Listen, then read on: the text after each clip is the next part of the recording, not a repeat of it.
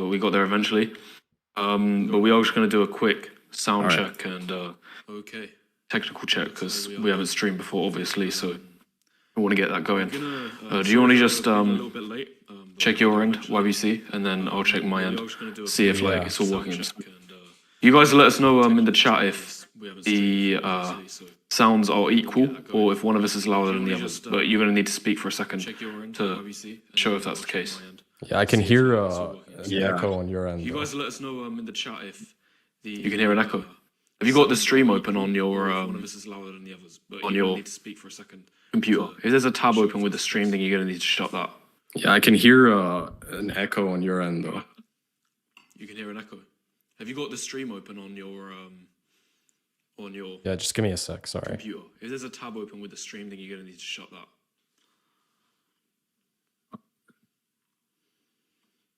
All right, our sound's the same.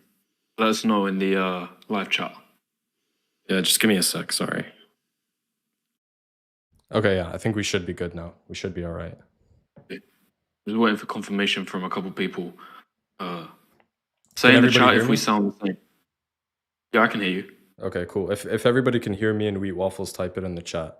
Let us know if you can hear us both. Yeah.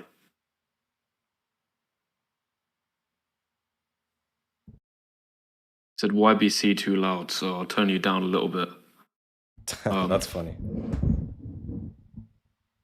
All right, how about now? Is it equal? Is it equal?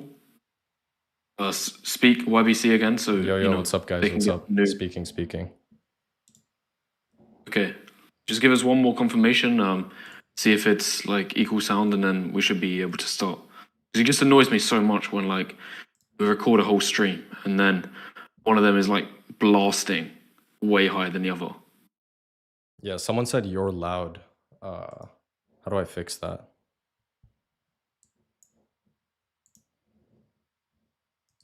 Then you need to just manually on Discord in OBS.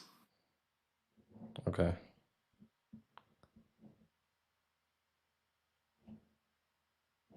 All right. Okay. Let's just start, and then if any other people say in the chat in a little bit, then we can just get to that. Yeah, sure, that works. Yeah, how come you wanted to arrange a stream? Like, what were the main topics of discussion that you wanted to get to? Dude, I wanted it to be a free-flowing conversation. Well, first of all, let's talk about how we even know each other in the first place. I was a bit shocked when I, saw you commenting on my community posts and stuff. I didn't think you'd be tapped in with my content. So how did you find me, if you don't mind me asking? I think I honestly found your content the same way that like a lot of other of my viewers did. Like, I'm sure if you got YouTube analytics, it says who your viewers overlap with, like other channels, and yours is like always at the top, or within the top 5 other channels that my audience watches. So I think I started getting exposure to you when you were uploading like daily community posts of like just thoughts about this space and giving general like dating advice, looks advice, thoughts on like the trajectory of like the dating market. And it seems that the algorithm caught onto that you have good retention from like my audience and a few of the other people in the BP Spaces audience. So then it started like just churning out like crazy your community posts to anyone whose algorithm like is within the space. So because my channel was in the space, then I started seeing all of those community posts too, and I thought quite a few of them were interesting. I agreed on a few of your posts. Some others I had a few more disagreements with. But yeah, as a whole, I think they've been quite interesting. So that's been like the main way. And I've seen a couple of your videos too, but I think it's mainly been the community posts that are driving most of your traction right now. Yeah, for sure. The community posts, a lot of people read them and they don't even watch my videos. So it seems that, people really enjoy reading my posts and stuff. They do tend to be very diverse in the sense that I don't make one specific type of post. Like I'm not just posting about looks. I'm not just posting about social skills. I'm not posting about one topic in particular. It's mainly, really these posts are like whenever I think of something, I'll just post it. Like it's super impulsive. I just write it. A lot of people think that my posts are like AI generated or that I'm, drawing from sources. Dude, it's literally just all from my head. Like all of my posts and my polls and the questions that I ask all stem from myself. So What are some things that, let's talk about what we agree on, because I feel like there's a lot of stuff that you and I agree on. People in your audience may think that may have come across some of my videos and think that I'm like this game advocate and that I don't believe in looks and I think that looks don't matter. But people who do read my posts and who interact with my videos know that my perspective on dating is very nuanced. I don't have like I don't take sides. I try to incorporate the good from everything. So yeah. Yeah. No, I say we agree on a lot, and just on the previous point you touched upon, like I've seen that your posts are legit and they're quite free flowing because I've noticed that a lot of the posts would be about recent conversations you've had. Like, there's even been a couple posts where like we've literally spoken about that topic the day before, and then I've seen you take elements of that conversation and create it into a community post. So, especially like when you're talking about this stuff with people in the real world, I think it's a really good way of making content because you're like hearing from the field like what other people's thoughts are about these subjects. I just wondered if you was ever going to make videos like on these topics because that like brings more of a personal connection. Like it seems that you've got quite a loyal audience just from writing these community posts, but that's just as long as the algorithm is churning them out because most people are just stumbling on them every day because like they have good retention and good clicks of them. But I just feel like if you maybe made videos about the same things, just like if you just did like scripted off the cuff with like video game playback in the background, which you've seen a lot of the channels. I think you're like a good storyteller and you've got good insights about the community and just good thoughts in general. That might be quite popular as like a daily routine. Yeah, man, that's the I'll answer plan your for other question sure. in a second about what we agree on, but I just wanted to hear about that because I'm Yeah, interested. yeah. No, that's the plan for sure. Right now, I just feel like I express myself a lot better when I'm writing rather than when I'm speaking. When I'm speaking, I tend to forget a lot of talking points.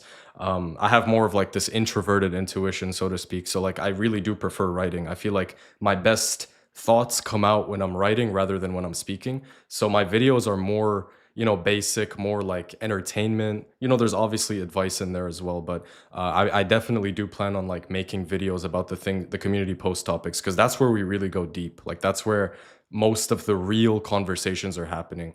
Whereas my videos tend to be really general. I tend to talk about many different things at the same time, which prevents me from like going deep on each specific topic. But with that being said, I'm curious to know. We did talk about this before. I think we should get into the first theme of this conversation. We talked about this in the DMs. The importance of being in a rigged market versus not being in a rigged market. I want to know your take on that. How important is one's Yeah. location and the market that somebody is in? To me, it's number two. Like just based on the experience that I've had in the last year, it's number two. And the reason I've been harping on about it so much is just because it's not talked about whatsoever. Like there's kind of this idea that there's just one size fits all dating advice and dating points that you can make about the community. Like you got the BP guys in one corner saying like it's all about looks, it's all about looks. And for me that was me for a very long time.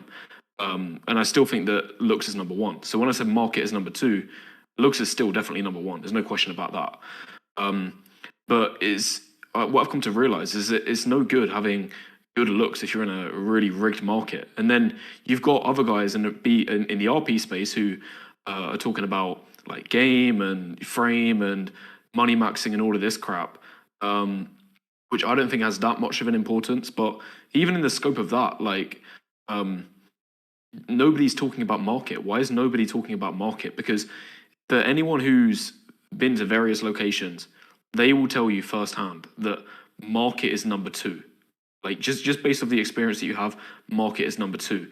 But the reason no one's talking about it is because 95% of guys, they stay in the same market for their whole life. They never have exposure to anywhere else. So it's just this hidden gem, this extremely important piece of information that no one is ever talking about. And even it seems you came to realize this because I don't know how long you've been active in the space for, but I would estimate it's over a year now because your community posts have been popping up for quite a long time. So I guess it's over a year.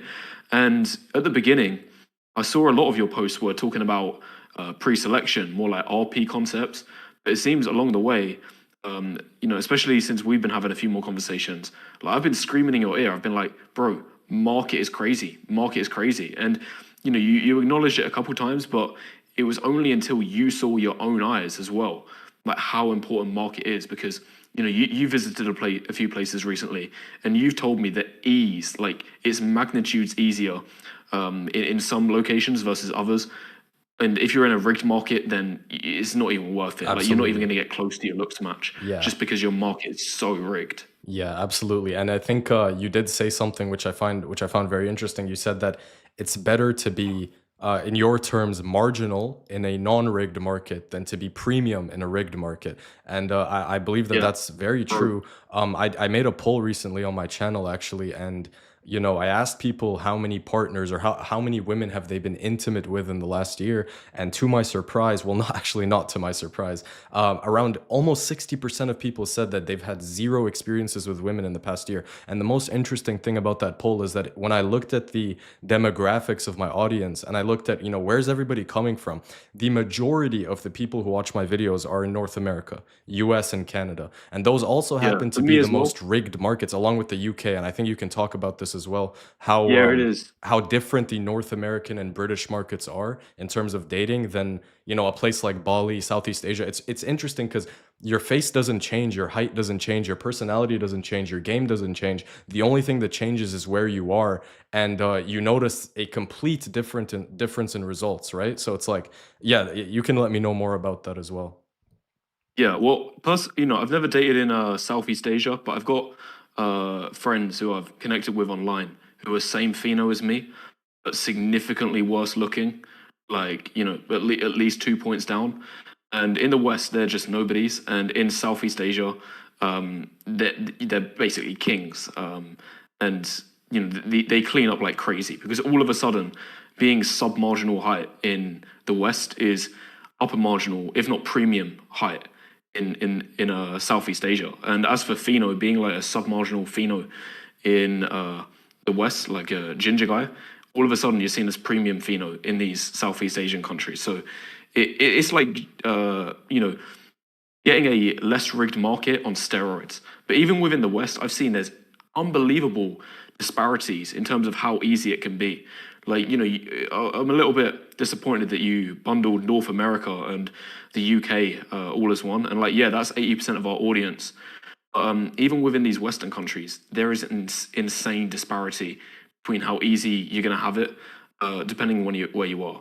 I've spent most of my time in the UK and England. England's just rigged. Just like, don't even try. It's not worth it. You're going to be dating down, and this is true because look at the couples. If you want to know what a rigged market is and what a non-rigged market is, then go outside and look at the couples. And England, everywhere I've been, and it's been a lot of places, a lot of years, you just know that England is rigged. Don't even have a conversation about it. It's just rigged. You don't want to go there. You can try, but I promise you, you're going to be very, very disappointed in terms of the matches you're getting, and you're going to feel like you're dating down, and there's no exceptions. Meanwhile, I've been to North America quite a few times. North America, you got to remember, the United States is a massive country, absolutely massive Yeah, country. for Like, sure, for sure. When we, I say rigged, we're I mean talking like thousands of Miami, miles end to LA, end. you know. We're talking a 6 hour plane ride to get from one end of the country to the other. Now, um, America, because it's so big, and I've been to a lot of different places in America, I've seen massive disparities in terms of how rigged. And I would say if there's a general trend that you can make, blue state America is basically as bad as the UK. You're wasting your time. Like, and I've known this just from, the times I've been there. Like Miami, extremely blue area, extremely entitled attitude from a lot of the girls, extremely competitive dating market. And I've not been to LA, but I would guess the same applies there because again, it's extremely blue. And same with New York City. I have been there, and that was very, very rigged as well. And I remember when I went to Miami, I was there for 4 days. Just a short trip. And I had Tinder there. Which like obviously isn't a big sample size. It's not a big time frame. But especially when you bear in mind the Tinder algorithm is supposed to give you a boost, like when you're in the new location, like it gives you a fresh new algorithm. Do you know how many matches I got when I was there? How many matches? Have a guess, just one guess. Five. Zero. Zero. Zero. Yeah, Damn. literally zero. And honestly, it didn't even surprise me. Because Miami is just extremely, extremely rigged. Like, there's nothing you can do. It's just, it's worse than the UK. Like, England is, I would give that market about a 3 out of 10. Miami is probably a 1 out of 10. Like, in the UK, you're getting junk. Like 1 or 2 matches per day that are junk. And in Miami, you're getting 0 matches unless you're a Giga Chad. It's Right. just a waste of time.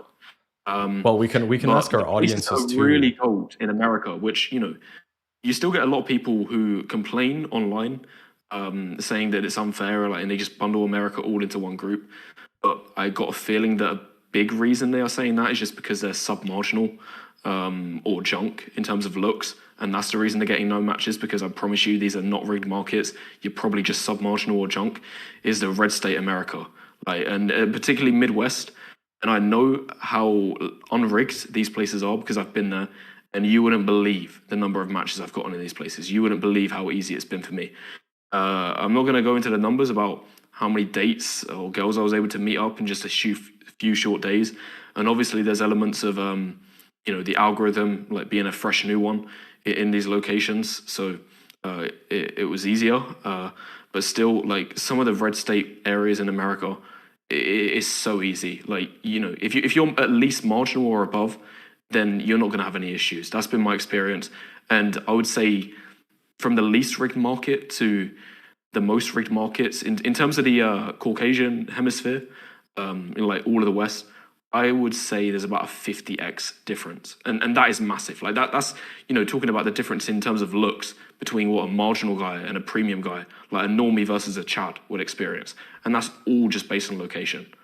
Yeah, so I actually did want to see our audience's opinion on that. I tried to make a poll, but it doesn't seem to go through. I was going to ask, what do you guys think? Do you guys think that a guy who's like a 5 out of 10 in the look scale, for example, 5 out of 10 face, and he's in a non-rigged market somewhere that isn't like LA or Miami, versus somebody who's like a 6 out of 10 in looks who is in one of those rigged markets, who would have better results?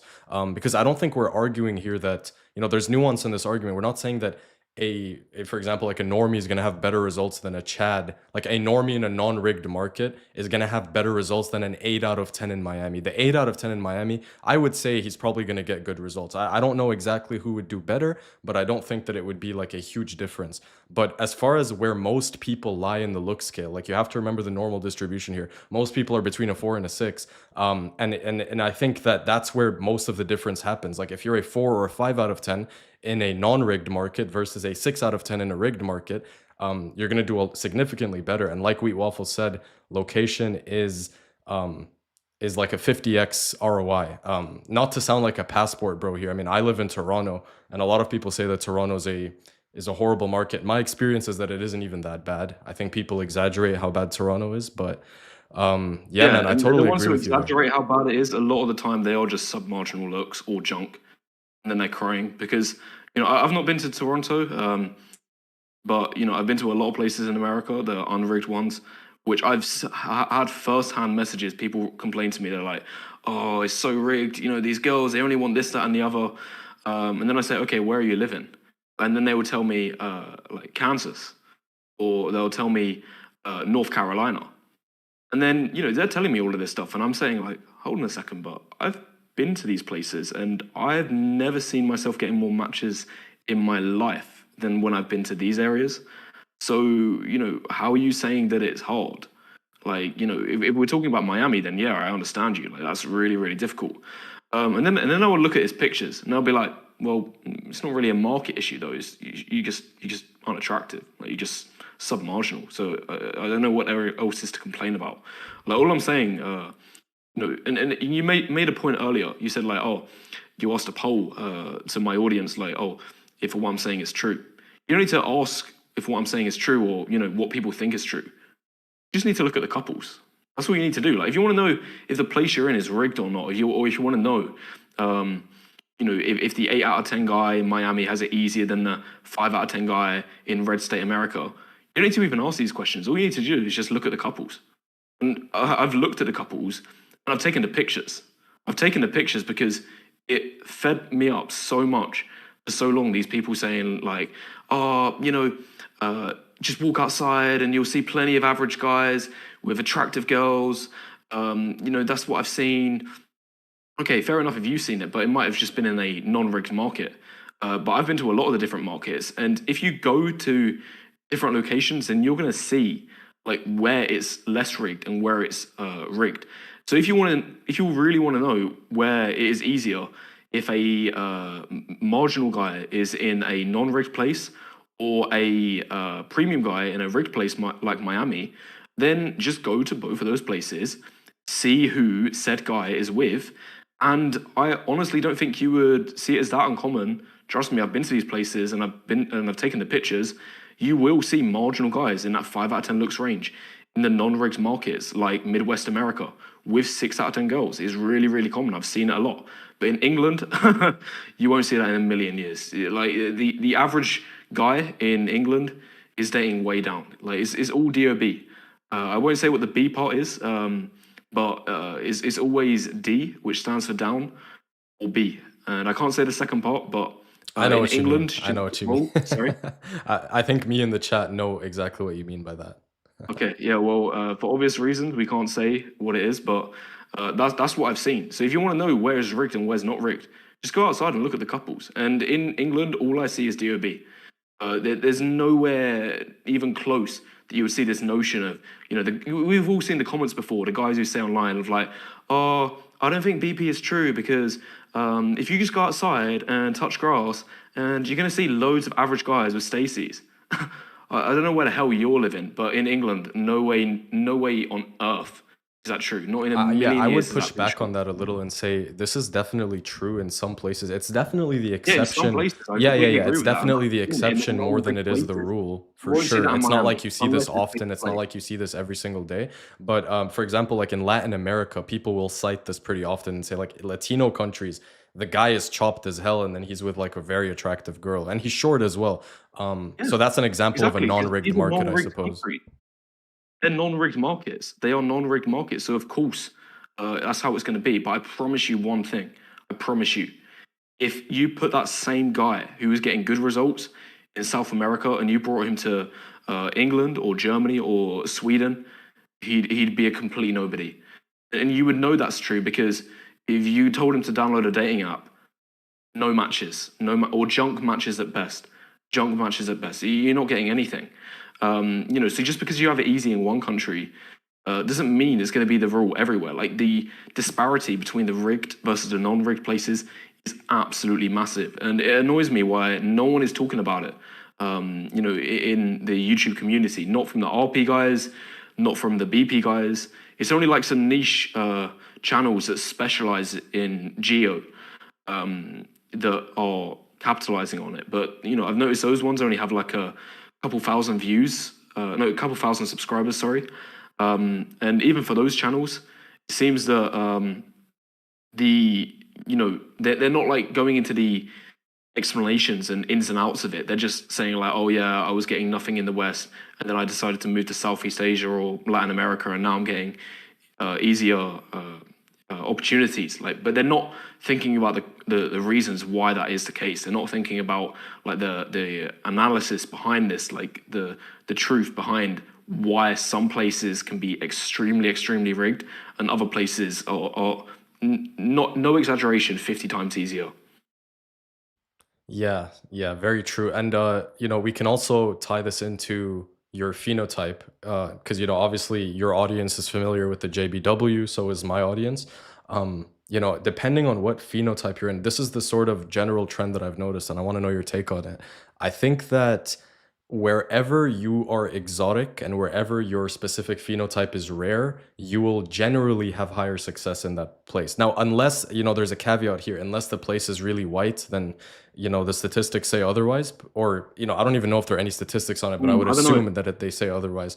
But I think that if you're of a rare phenotype, like there aren't many people who look like you, you're certain to have more success than in a place where everybody looks like you.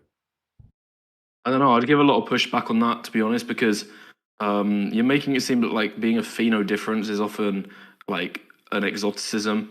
But in all honesty, I would say the majority of the time, especially when it's non-JBW, the pheno ends up just being a tax. Like, especially when it comes to places like England, or many of the parts in the Well, I West, mean, England isn't a especially good the ones example like to use because Germany, it's which have littered had with massive ethnics. problems Yeah, but and England contentions has a with. lot of ethnic people, no? Yeah, it does, and there is a very, very big tax if you're non-native in these Right, but if you're places, non-native, especially you're because also of not the. necessarily exotic in the UK. My point is that wherever your certain phenotype would be like considered a commodity, like very rare, very exotic, women do tend to gravitate towards that. That's what I think. It's just a personal observation. I don't know if it's true, but yeah. Okay, yeah. If we're talking about like those numbers, then you need to be a pheno that's like less than 1% of the population, because in all honesty, for these non-JBW phenos, what I've seen is, especially when they migrate to the West, they just have a very, very strong tax applied to them, and a lot of that is tied to the recent complaints that many have had with regard to the possible issues that the non-natives are bringing into society. So, Right. Oh yeah, and I've heard this firsthand so yeah, this from is an friends that have example. been Somebody said non-JBW types. Like, they've said that, like, because of the increasing like racism and prejudice in society, because you have like a few from these non-JBW phenos that make news headlines in a very negative way, then it ends up like causing this guilt by association and ruining it for the rest of the right. minorities in these places. Do you know what I'm Yeah, saying? yeah, that's true as well. But to cite a specific example, someone in chat said, "I heard black guys do all right in the UK and Sweden. Sweden No, especially, I no way. notice." Yes, well, No, no, I no, no, do, no, I do see some cases of that for sure. no, no, no, no, no, no, no, no. Like, again, I'm gonna reiterate what I said. Like, let's not say I think this, I think that. Oh, yeah, I've heard it's great here for this pheno. Again, just look at the couples. Just look at the couples. And I promise you, if you see black guys in England and you look at the women that they're with, you're not going to be impressed. That's all I'm going to say. That's all I'm going to tell you. And you can go and see for yourself. I've taken the pictures and I've seen it with my own eyes. All I'm saying is that if you look who these guys are with in England, you are not going to be impressed. Other places, don't get me wrong, I've seen other places where I've seen black guys with attractive girls of all phenos. I've seen these locations. But England is definitely not one of them. So whoever wrote that, you're talking out of your ass. Like, there's no way that's true. I know the places where I have seen that, and I know it's true. And as I said, like, if you look at the couples, you would know that yourself in these other locations. But for England, no way. It's never been the case. I've not seen that. Yeah, well, I mean, I haven't personally been to, I've been to the UK, but a long time ago. I haven't been to Sweden, so I can't really speak on, how often I've seen that or how true it is. But it would make sense to me because black people are a huge minority in Eastern Europe and in Sweden and Germany and things like that. So I did hear, anecdotally speaking, again, that I wish there were studies on this, but I don't think there are, that they do tend to have a lot more success in those areas. Okay, So well, that's what you've heard. But as I've said, like, no, I've heard it I'm going to from rely them, on and what I've seen with my own eyes in these different locations and the photos that I've taken myself in these locations to see the couples. And I know where the guys of different phenos are doing well and where they're not doing well. That's all I'm going to say. okay, yeah, we can agree to disagree on that. So Yeah. as far as like a recommendation, like somebody who's in a rigged market, would you recommend for them to get out of there as soon as possible, or do you think there's any benefit at all to staying in a rigged market, even though it's the dating scene there is a lot harder? There's no benefit of being in a rigged market. It's like trying to plant seeds in fertile soil versus trying to plant seeds in non-fertile soil. Like, if you're growing crops in the plains of China or the plains of India, which have been the most fruitful for the last 1,000 years, then it's very easy to have an abundance of food and the population grows. But if you're trying to grow crops in the tundra or the deserts of the world, then you're wasting your time, you're wasting your energy, you're wasting your effort because, okay, can it be done? Yeah, sure. Like, if you try to plant wheat in sand, then some of the crops might grow, and you might have some food here and there. But for the most part, you're just pulling teeth, and there's just more fertile lands. And when it comes to dating market rigness, like bearing in mind that I've been to these different locations, then like I'm never going back to these rigged places. Never in my life. There's just nothing good about these places anymore. And especially dating wise as a man, like it's just all stacked in the woman's favor. It's just all stacked in her favor, and you just deliberately putting your life on hard mode. Dating wise, this is.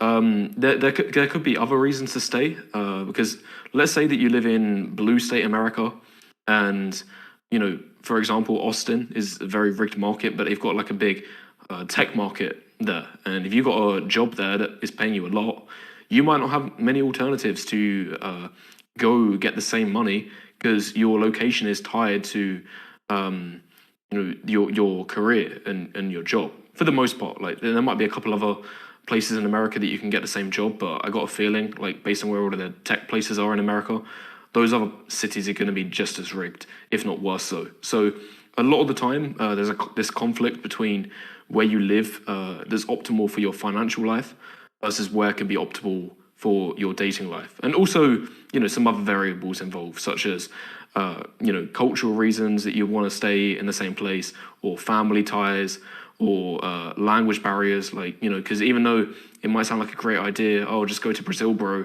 it's going to be great, bro, because you're going to, easily be dating a looks match or above. If you move to this location, like that's a lot of sacrifices to make in terms of potential earnings, or culture, or family, and all of those kind of things.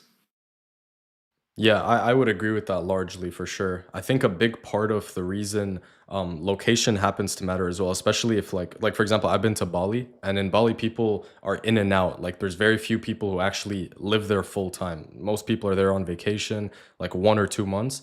And when women are in the mindset that they just kind of want to like go on vacation and party and have fun, I think they're a lot more open to like just hooking up with guys that they wouldn't have otherwise hooked up with, or even given a chance, or even matched with on Tinder in their home countries, so to speak. And I think you told me as well that you had some experiences with that.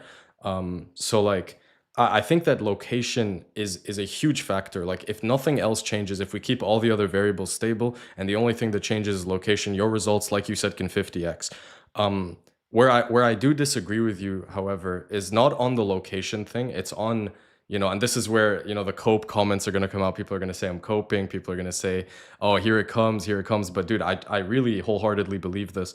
My looks haven't changed much over the last, I'd say 3-4 years, but my results with women have increased. And I really attribute a lot of that success to, well, first of all, more exposure, which I think you would agree with, exposure, cold approach, things like that. But also, Yeah, exposure. yes, exposure and the differences in game and behavior, because I was schizo about this. So I track my results pretty meticulously, and I can conclude that, your percentages, your close rates, your ability to, have more success largely depends on your behavior. And I think this is something that a lot of black pillars, see, I already see a comment, YBCTooCope, cope, Yeah, exactly. It's like yeah, people bro. don't That's realize, like, hope, if you're bro. sitting in your Yeah, bro. basement typing cope, when somebody tries to explain that getting more exposure and, being more social and being more charismatic has any impact, even if it's, we can agree that it has an impact. I guess the difference would be how much of an impact is there, like how much do these things actually help you out. And I guarantee you that a lot of the people who are, saying that this is cope haven't really tried it, haven't actually gone out and tried, Well, I getting more have then. yeah, go on. You were saying something? Okay, yeah, like in fact, like I disagree a lot with what you're saying, so much to the point that it's not really worth like trying to argue with. You might have experienced different, but like what I've come to the conclusion in life is that I don't bother having arguments with people that I disagree with anymore. Like it's just kind of a fruitless and pointless situation. What I started doing instead is I just let my actions do the talking, because I know based on my experience what's worked for me and what has got me 10x, 50x, and 100x the results. I agree with you on the point about exposure, but as for this like game and increasing the percentage, in my experience, there's nothing that I can do, and that's why I don't even bother arguing about it anymore. Because I know what's worked for me, and I let my actions do the talking. And in terms of my future actions, I'm just going to carry on doing what's worked for me. And what's worked for me is just exposure maxing in non-rigged markets, and then just waiting on S tier. I don't even bother with these game or frame or pre-selection techniques. They're all just wasting time. And based on how it's been for me in the past, even when I have tried these strategies, they just led to Jester. Like so many of these game techniques, like that you see PUAs use, and I don't know if you advocate for all of these, but I learned a bit of game, and I tried to be funny, I tried to be social, I tried to be cool, I tried to get pre-selection. But when I tried to use these strategies, I often just felt that I was compensating with them. That the only time you would need these strategies is when you've gone up to the girl and she's already decided that she's going to give you C tier enthusiasm at best. And then I think, oh crap, she's only giving me C tier, so maybe I need to try use these game strategies and frame and all of this crap to increase it to B tier or A tier, and then hopefully it's going to be able to change her opinion then. But it's never worked, and maybe it seems like it does increase in it for a short while, and I feel like it's getting to B tier or A tier, but it always ends up just crashing down to F tier at some point later down the line. And I could have identified that way earlier if I just realized in the first 10 seconds, this isn't S tier, she's rejecting my looks, there's nothing I can do, I might as well just approach the next one in this non-rigged market, and then there's a higher chance that she's going to give me S tier. That's what it comes down to, because all of these game strategies, I've just found that they're kicking the jester down the road. Like you think that you're building attraction. There's no such thing as building attraction. You might have experienced different, but I've not. I've never had this building attraction situation. All I've seen is that game just leads to kicking the jester down the road, and you're inevitably going to get F tier. And you've just wasted all of that potential when you could have been talking to other people and getting exposure in different ways.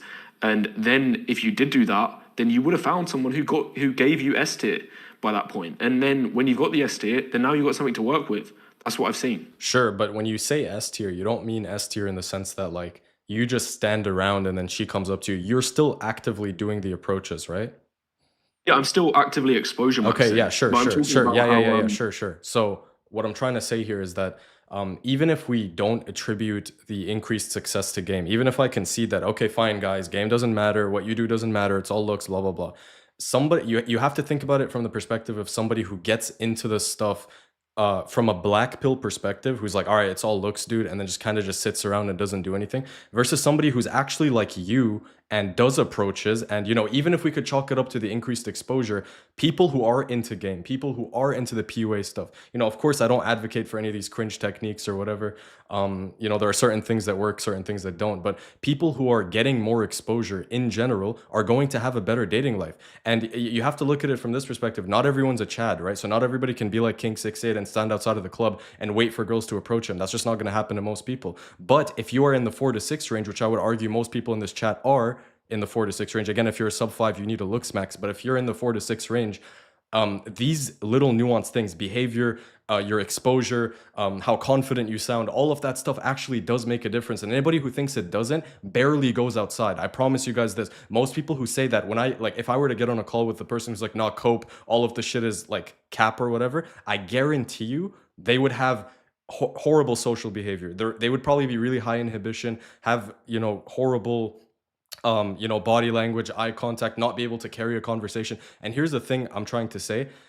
Even if I say that, okay, fine, game and what you do specifically in these stupid techniques don't matter, we can both agree, this is a black-pilled concept here, that people with low inhibition, given that everything else is equal, people with low inhibition will outperform people with high inhibition. And people who cluster around these black pill spaces tend to be of higher IQ. And in my experience, I see a correlation between people with high IQ and people with high inhibition.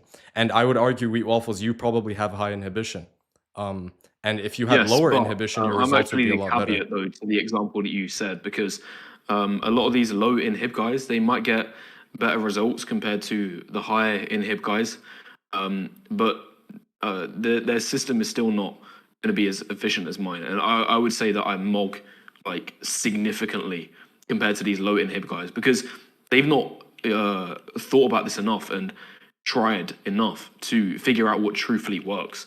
So like what it comes down to is that what's worked for me, and as I say, I let my actions do the talking. I know what I do. I know what works for me, and I'm not gonna change that. Is that it's easier if you just are walk maxing around let's give an example of nightlife. Like if you're in bars or clubs, what I found has worked really well is that I've just been walking around the club and then waiting for choosing signals for a girl, and I might be walking around the club for 1.5 hours. Well, not just that specific club, but if that club is bad, then I would go to the next door and then do the exact same thing. And if you walk around for 1.5 hours, you've had potentially 200 micro exposures with a girl, like passive exposures. I'm not even approaching directly all of the time. Sometimes I do, but a lot of the time it's just passive walking. And then all you need to do is just wait for one micro choosing signal from a girl. And then once you've gotten that, then the conversion rate is insane. Or another thing that's better is looking for the phenos in these clubs that you attract, and are the phenos that are really likely to accept you. And then if you see them, then do a direct approach. The expected value from these approaches is significantly higher. Yeah, but dude, I don't think the average person is gonna sit there looking at girls thinking, okay, this one is Yeah, exactly. my That's what I'm saying. pheno. But Like these, they're just gonna approach, like if you like a girl, you like a girl, just shoot your shot. What's the worst that can happen? You get rejected, big deal. If you're not a sub 5, getting rejected isn't the worst thing in the world. Like I've had girls who what I'm rejected. alluding to, Yeah, go on, go on. no, what I'm alluding to is that you said that these high inhib guys struggle a lot, and that's because they're watching these streams at night when they're not doing any exposure whatsoever, right? So Right. they have an exposure problem. Like a lot of them don't have a looks problem; they have an exposure problem, Yeah, and we can possibly agree on a that. market 100%. problem as well. But these low hip inhib guys, they're like getting drunk with the lads on a Friday, Saturday night, and they might do a couple of approaches, and they might have good game in these approaches and be a funny character, and occasionally it'll work for them, but a lot of the time it won't. But if a guy really wants to be efficient about it and he's high in hip, then he's going to be thinking, okay, what's going to work the best? Exposure maxing like crazy, looking for the phenos that I know that I've been able to attract in the past, and going to the clubs that are the least rigged, because you've got to remember that there's two types of market. When I'm talking about like rigged versus non-rigged market, there's micro markets and then there's macro markets. And macro markets, that's a lot higher barriers to entry because, this is more of like a city by city, country by country situation. And if you're in a rigged macro market, then it's going to make all of the clubs in that given city very, very difficult. And, dating apps, no matter what dating app you're on, are going to be very, very difficult too. But then there's micro markets, which is, which club within the city do I pick? And if there's 5 clubs or 10 bars, then you might show up for 5 minutes, and if you're high in hib, then you're going to be able to figure this out. This market is extremely rigged. It's full of guys here. All of the girls look like they just concentrated on themselves, or they're already talking to guys, or they're not giving me any choosing signals, or they're not the phenos that I would typically attract. So I'm going to move to the different club and generate exposure there. In this high in hib way of thinking, like it is really well thought out, and it's borderline, a bit too far. But in terms of what gets the most amount of results, that's what helps the most. And I would say that these high in hib guys who get the least success, it's mainly an exposure problem. That they've just not gone out. Like they're just too busy watching these True, streams. true. Yeah, I agree with that. I would say, yeah, that's true. A low inhib guy probably needs less exposure than a high inhib guy. Like if you just crank up the exposure for the high inhib guy, he's gonna get better results. But given the same amount of exposure, given the same looks, given everything else is equal, the low inhib guy is generally gonna outperform the high inhib guy, especially the guy who just kind of approaches a lot. Like in your case, the thing I like about your choosing signals perspective is that it doesn't hinge on her giving you choosing signals before you do the approach. You actually So read the sometimes it choosing does. signals Like after I the would approach. always do an approach. Let me just clarify on one specific point. So if a girl did give direct choosing signals, then it's an instant approach. Like I don't care what the other variables are, then I'm going to approach because I know that those choosing signals there. But for other approaches, I'm mainly thinking about, is she a pheno that I would typically attract? Or So what? Wait, let's talk about this. I'm very curious about the pheno thing. As a ginger, I heard that being a ginger male is kind of brutal. So like, what phenos do you typically attract?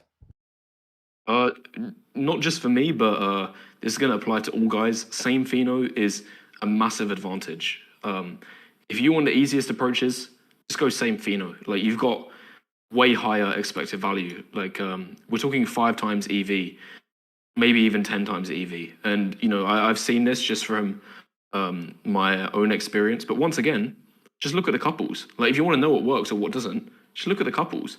If you go outside and there's a Indian guy, what girl is he most likely to be seen with in terms of pheno?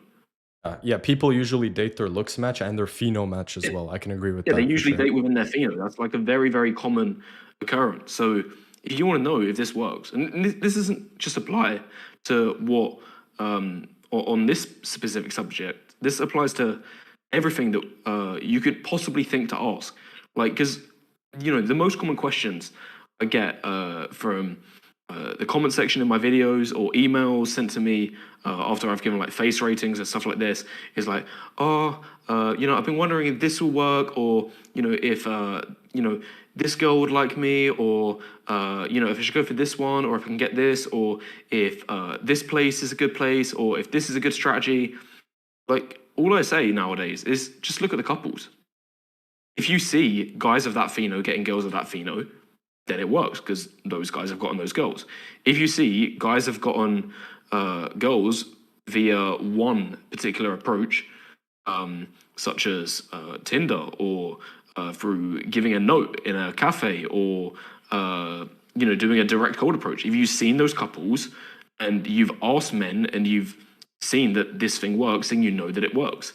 So that's all I focus on nowadays, is just look at the couples, see which guys are getting which girls and how they're getting those girls, and that's going to tell you everything you need to know. But dude, that's Like kind of like the irony is, it that's comes a really full circle rigid way to because look at things though, because like I mean, a guy may like, all right, sure, I like my pheno, but some guys may have different types. I mean, it's kind of really they do, restrictive but to it's just say more I'm only difficult, going to isn't go it? for somebody in my phenotype. Whereas, even though it's less common, I could agree with you there. It's not within the realm of impossibility to like, as a guy who isn't blonde and doesn't have fucking blue eyes, to potentially pull a girl who does. I think that that's like, you often see phenos mixing. You see guys from It's different rare though. races pulling girls There's from usually different a range. races. There's usually a range. Like if you said that like a guy without blonde hair and blue eyes, you know, is is he able to get a blonde hair, blue eye woman? Well, you got to ask, what are the couples that you've seen in terms of the real world? Like when I've been outside and I'm looking at the girls with blonde hair and blue eyes, I'm thinking, what guys are those girls with? And yeah, there are a lot of same pheno guys, and there's also a lot of brown hair, light skinned guys that are with those girls. I've seen that. True, It's true. probably the most common. But do I see many guys who are outside of that pheno getting those girls? To be honest, it's quite sparse. And that's not to say they don't exist. You are going to get occasional exceptions, but the fact that they are exceptionally rare kind of highlights that those phenos of guys aren't really in demand from that pheno of girls. So I think what it comes down to is you got to look at the couples, you got to look at the types that you're matching with on dating apps. You got to look at what you see in the real world, and when you build a picture around that, then that's going to tell you exactly what you need to know. It's going to give you the answer. And my favorite thing about this whole thing is that this kind of comes full circle to the blue pill. That what's one of the most common and favorite phrases, if not the most favorite phrase that blue pillars will say. It's like just go out in the real world, right? Or just go outside and touch grass, bro, and you're gonna see guys of this with girls like this. And if you actually do that, that's a very, very strong BP, because that's going to tell you all you need to know about what works and what doesn't, and who can attract who. And it also says a lot about the riggedness of the market, because if you go to in a place like England, you're going to see most marginal JBW guys is DOB, is dating down or B. That's a very common theme, if not the most common theme that I would see. And in other places, it's different. So that's going to tell you what you need to know about what the state of that market is like. If you have a chance, getting your looks match. And if you're not in one of those markets, then it's going to be very, very difficult for you. Yeah, man, I would agree with that. It's funny because, you know, a lot of people will give advice like, you know, just, you know, it's like your advice is extremely rigid, but then you have people who say, well, okay, all of that stuff is good, all of this market riggedness stuff is good, but I just want a really simple framework that I can follow. And I think that's where you and I mainly agree, which is That is a that, simple framework. yeah, just How improve simple your does it looks. get? Like, I think looks and Look, exposure are the two most important things, right? You would agree with that? no, I think it goes looks, then market, then exposure. It doesn't get more simple than this. You're saying that I've got a complex framework. It doesn't get more simple than this. All I'm asking to guys is go outside, look at a guy who looks exactly like you, who's the same looks level as you and the same pheno as you, and look at the girl he's with. Look at the girl he's with. And then once you've seen that girl, go and approach that girl. Not her specifically, but the one who looks exactly like her. Go and approach the girl he's with. Yeah, no, obviously not the girl he's with, but the one who looks like her. And that means same looks level, same pheno as her. So what it comes down to, let's say that you're a marginal JBW guy, and you go outside and you find the exact guy who looks like that, and then the girl he's with is way beneath his looks level, then I'm sorry, but that's who you got to approach. That's your market level. There's no cheat code unless you change your market. And if you're not happy with what that girl looks like, and you think, no, I'm better than that. No, there's no way that's my equivalent. Okay, maybe in your head that's the case, but in that market, no way. That's just simply not the truth. Because look at the market. The market always tells you what's going on. But you know, it applies not just to the dating market; it applies to all markets. You might think one stock is overvalued. You might think like, oh, look at the S&P 500. That's like well overpriced right now. I don't want to pay $7 grand for one, equivalent of that. No way. The max I would pay is $2 grand. Okay, that's maybe what you are gonna say, but no one's gonna sell you S&P for 2,000. It's just not happening. Like those days are gone. You got to move with the times. You got to move with the times, and if you're not happy with that market, then find a different market. That's what it comes down to. Like, there's no point crying at home, and you wonder why. Like, you had that poll that was released saying 60% of your audience had zero success in the last year? Yeah, last year. Yeah, last year.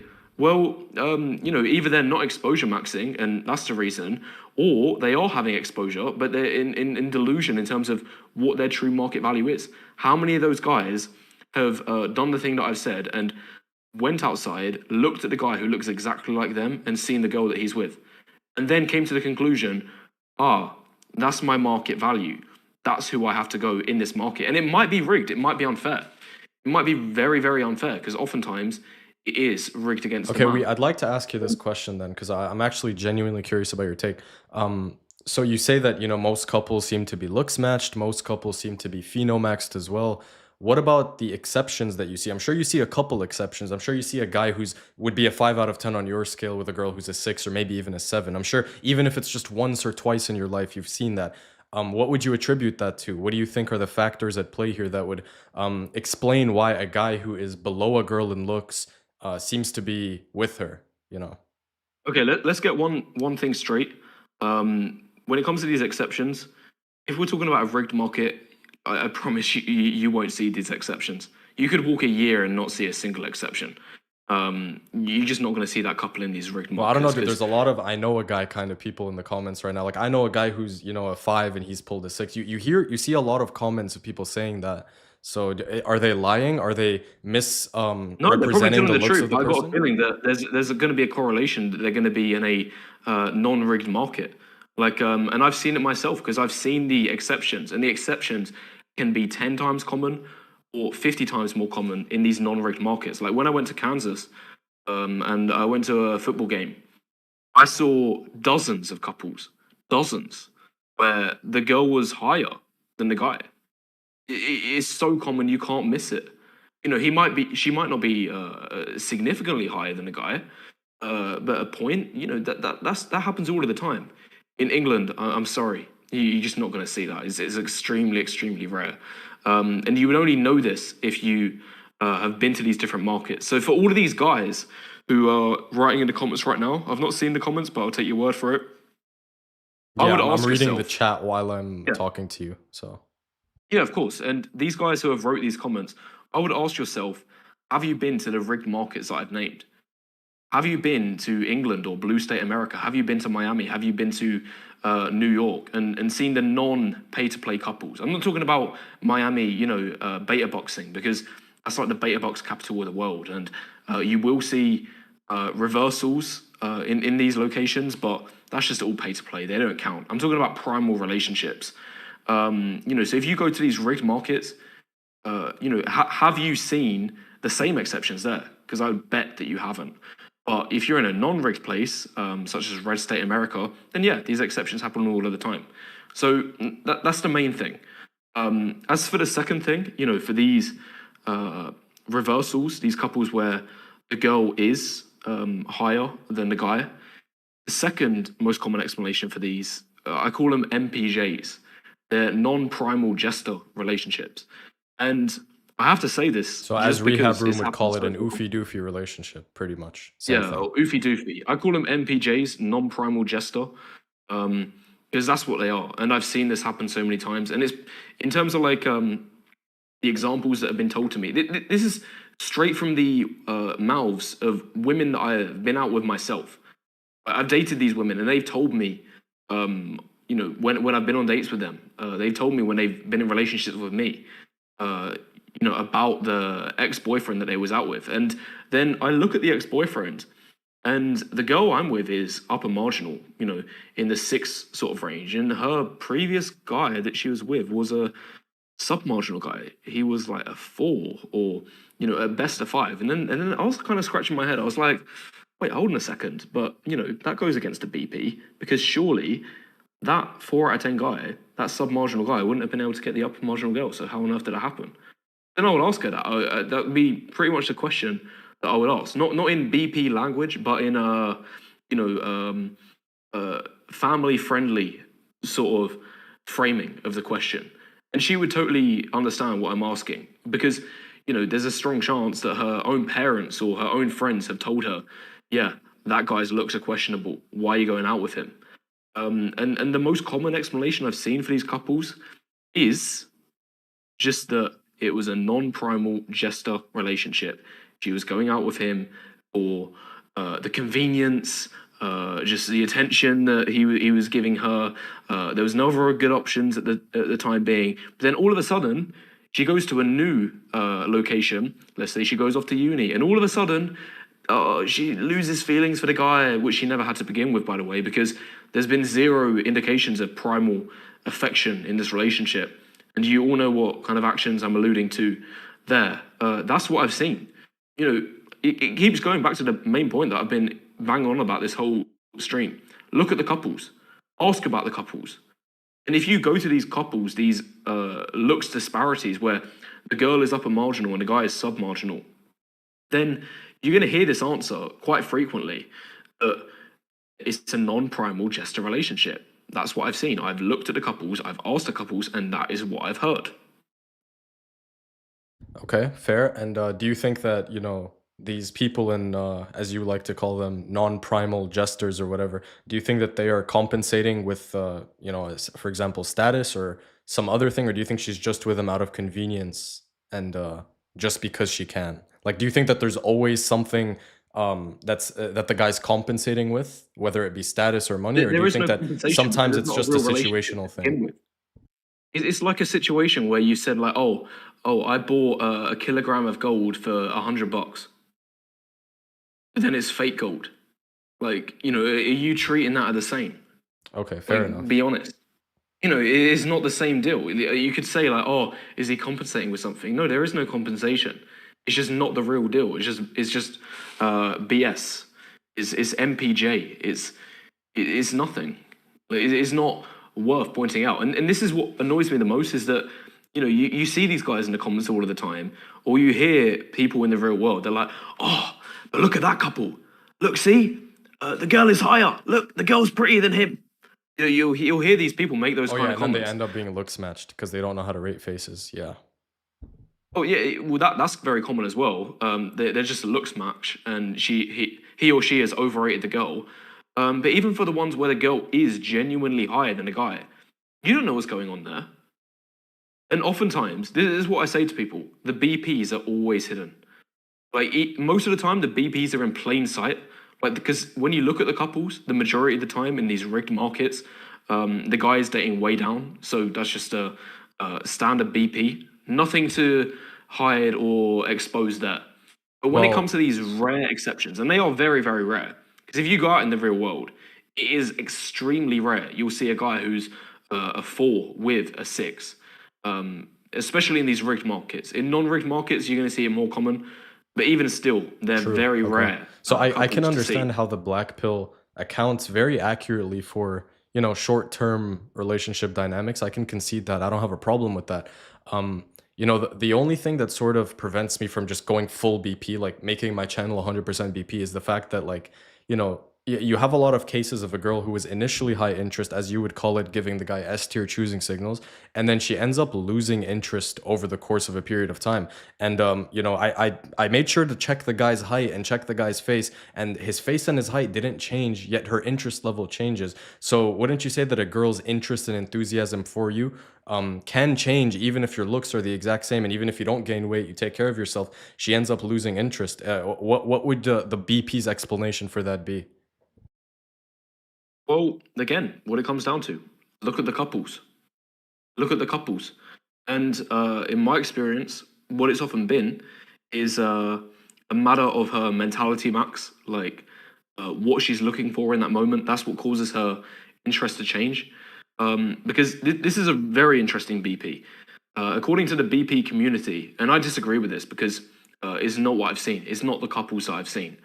You'll hear BP guys say, "Oh, the only way that a marginal or sub-marginal guy can get a prettier woman is if he convinces her with a relationship, and he begs her for it, and he gives her the security." You know the argument that I'm talking about? Yes, yes. Yeah. That's often why women employ a dual mating strategy. They want somebody who gives them Yeah. Well, security and safety, and he's generally less attractive, and then the guy who's like more attractive, who she ends up sleeping and yeah. Well, cheating with. yep. There are some elements of that. It's not very common in terms of the couples that I've seen, but there is still this element that a guy is a placeholder. He's temporary, even if he's in a relationship with her. But what you'll often see when these women change their mind about a guy is that he suited her needs, suited her mentality in the moment, but then later down the line, it actually changed. So this is what I'm alluding to. If you ask many guys in this space, like, what's easier, for a 5 out of 10 guy to hook up with a 7 out of 10 girl, or for a 5 out of 10 guy to get a relationship with a 7 out of 10 girl, what do you think they're more likely to say? Sorry, repeat that question. You kind of lagged at the end there. Okay, so what do you think is more common and more, um, you know, likely argument that a BP guy or guy in the space in general would say that it's easier for a marginal guy to get an upper marginal girl for a hookup or for a relationship? Definitely, it would be easier for to get her for a relationship. Yeah, that's what you hear, but it's totally wrong. It's totally, totally You're wrong. saying it's And I easier to hook know, up with girls, just so I can, translate this to normie talk for the people who aren't really tapped in. You're saying that it's actually the case that it's easier for somebody to hook up with a girl out of his league than to get in a relationship with a girl out of his league, correct? yeah, 100%, bro, 100%. Interesting. Yeah, I What do you don't think? know actually. I haven't really thought about it from that perspective. What do you guys? Okay, don't think. Look at the couples and look at your own life and look at your friend's life. All right. Look at the times that they've gotten success, and what you'll see, and this is true not just in my experience, but my friend's experience as well. Uh, that for a marginal guy, anyone can get lucky. Anyone can luck out once. And if you're in a club in the moment and it's really rigged in your favor because it just so happens that it's saturated with girls that night, and there's barely any guys, and then a girl's really into you, and you've been talking to her, and she's really in the moment. Even if she's above your level, then she might think, oh, I'm really into it right now. I'm gonna go with this guy. I might as well do it. Screw it, I'm in the moment, right? Actually, yeah, I think I agree. Actually, now that I think about it, Yeah, I know exactly. plenty of Yeah, cases, plenty of guys who are like ugly and short, and they've had cases where they've hooked up with girls who are better looking than them. But as far as relationships, it's like 95% exactly. looks matched. Yeah, yeah, that's true. I can't lie. Exactly. That's very See? true. And I'm the You only changed my mind on person, that. Yeah, that's correct me if true. I'm wrong, correct me if I'm wrong, I'm the only person that has fought with this. Me and my friend came up with this a year ago because, we listened to these guys in the space who had been saying, like, oh, it's easier to get a relationship. So you just need to offer security in a relationship with her. But no, it's not true. It's way easier Wait, to wait, get wait, lucky. wait. Somebody proposed a rebuttal here. He actually kind of made a good point. He said, Wheat Waffles is wrong. It's way harder to hook up with a girl for a one night stand because it's entirely based on looks, but it's easier for a relationship if it's a warm approach. Yeah, What do you and think that's the about that? argument. That's what you hear. That's the argument. But when you look at the couples and when you look at the guys who have occasionally got with these girls, you see the opposite. And I promise anyone who's had an experience knows this is true. And I can guarantee you one thing, and I know this is true because of the nature of his comment and what he's described, is that he's just a keyboard warrior who's sitting on his laptop, no real world experience. He's not exposure maxed and done a thousand active approaches and 10,000 passive approaches by just walking around clubs for hours and hours and hours and hours and hours on end every Saturday night. He's not done that. So he's not seen what can be possible, right? He's not been in the real world. I have. And I know what really goes on. And this is the most interesting part, which I even went out with a girl and she confirmed this is true. This is a girl that I went out with for a solid 4 months. And she confirmed this to me because I was explaining it to her and I was saying, like, yeah, a girl who's like a 6 or a 7, then if she's like drunk on a night out or just not completely drunk, but like had a few drinks and she's really in the moment, and then there's this guy below her looks level who is chatting her up, and then she's really in the mood, then she might go home with him. And then she was like, yeah, yeah, that's believable. Like some of my friends have done that before. And then I was like, yeah. And then she's gonna wake up in the morning and think, actually that was a mistake. The guy that I want for a relationship needs to be more attractive than this. So that was a one-time thing. It was just because I was feeling it in the moment, and I'm not gonna go with this guy again. I'm gonna ghost him. And then do you know what she said? What did she say? She said, yeah, that's true. Yeah, that makes sense. That's exactly how it is. That's even how it is for me. She confirms that if she's going to go out with a guy seriously for a relationship, then he needs to have good looks. He needs to have better looks. Because if she's just feeling it in the moment, you're like, screw it, I might as well do it. But when it comes to the Yeah, but relationship, that's where you kind of debunk yourself there when you say she's feeling it in the moment. How could she possibly feel it in the moment if she doesn't have visceral attraction to that particular person's looks? Like that's what is I it don't understand. is it because it's the environment, it's the situation, it's the chemicals that she's got in her body, According it's to the the BP, like thinking. environment and situation And doesn't change attraction. That's kind of cope, right? sorry.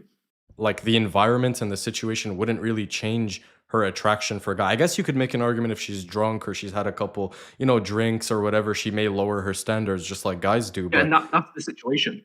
Because what it comes down to is a micro MM. Like I said this in a stream about a year ago, but there's two types of mentality max. It's micro MM and macro MM. And MM stands for mentality max. So uh, what you'll often see is that macro MM, which is associated with long-term relationship, like, that's very consistent. Like it doesn't fluctuate from a day-to-day basis. That she wants a relationship, and there's a guy that she's looking at, and it doesn't matter what her mood in the morning or in the evening is, she still wants this guy, and that's usually going to be the premium guy. But when it comes to micro MM, then that fluctuates like crazy. It can go from 1 out of 10 to 10 out of 10, and it's all dependent on the environment, the market rigness, no, no, yeah, I see how she's that feeling in the perspective, but also to moment, like to give time a of couple day. to give a bit of pushback on that, I would actually argue it's easier for somebody who is out of the girl, like let's say she's out of his league. I would imagine it's easier for him to get a relationship with her than to like let's say that we have a guy who's, average looking, high inhib, doesn't have the best game or whatever, game is cope, whatever. High inhib, average looking, average height, right? He would probably have a better chance getting a relationship with a girl purely based on his money and his status, like beta bucksing, than he would to hook up with her. Because what is her incentive to hook up with a guy who's like completely below her league? So I actually think it's She's high easier. micro MM in that moment. That's the simple reason. And look. You can say you started off your previous point just there. What you said is, I could argue this, I could argue that. You can argue what you want, but what I'm talking about is what do real couples in the real world look like, and what stories have people told me? And I promise you, if you ask guys, marginal guys who have hooked up with an upper marginal or even very occasional premium girl in their lifetime, the story, or at least the stories I've heard, but I'm sure a lot of the guys' stories will go something along the lines of this, like, yeah, it was after the Christmas party, or it was at the prom, and we were both drunk, and then it happened. She was just really in the moment for it. But then I tried messaging her in the morning, and she fell off, and it didn't start. It didn't lead to anything. So I'm quite annoyed by that. That's what you'll often hear from the guys, and the reason is because she was feeling it in the moment, but then she didn't want anything long term with the guy.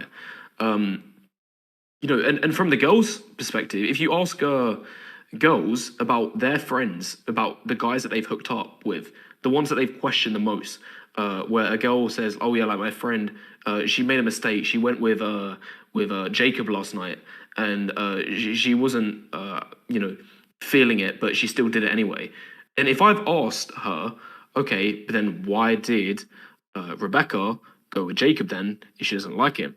And then she will say, "Oh, it's because she felt horny in the moment and she was just into it. So she thought, why the hell not? It's only once." But then Yeah, she yeah, I regretted hear it a in the lot of morning. That cases is like what that as you are well. going to hear. I promise you, if you've had these conversations, this is what you hear. But, Rebecca, the upper marginal girl, will never get into a relationship with Jacob, the sub-marginal guy or marginal guy. It's not going to happen. And she only did it because that's how she felt in the moment. Yeah, yeah, that's true. Actually, I see both perspectives. I think you're on the mark there. You can definitely kind of do both. Like you can get lucky and hook up with a girl out of your league, and you can also compensate big time with like fame, money, and status, and get a girl out of your league. Now, obviously, the percentage of people who will do the latter are a lot less because there's less Do you see people. the couples for that though? Do you see the couples for that? Be honest. Couples for Outside of relationships. Miami, Well, outside of look at New York, celebrity couples, for outside of example. Jeff Bezos, outside of Miami, and outside of Jeff Bezos, do you see sub-marginal or junk guys getting with premium girls, beta boxing for it? Do you see these couples? Well, it Be depends honest. depends on their sort of relative like status and like are they famous? Are they DJs? Are they like are they popping on social media? Do I'm they have a asking, do lot of you see money? them? Not online. Do you see them in your own life? Do you see them in the real world? I don't see a lot of Do you famous see people in primal general in relationships in the real where world, bro. I don't see a sub-marginal lot of guys people have with high status compensated? in general in the real world, so I can't really answer that question.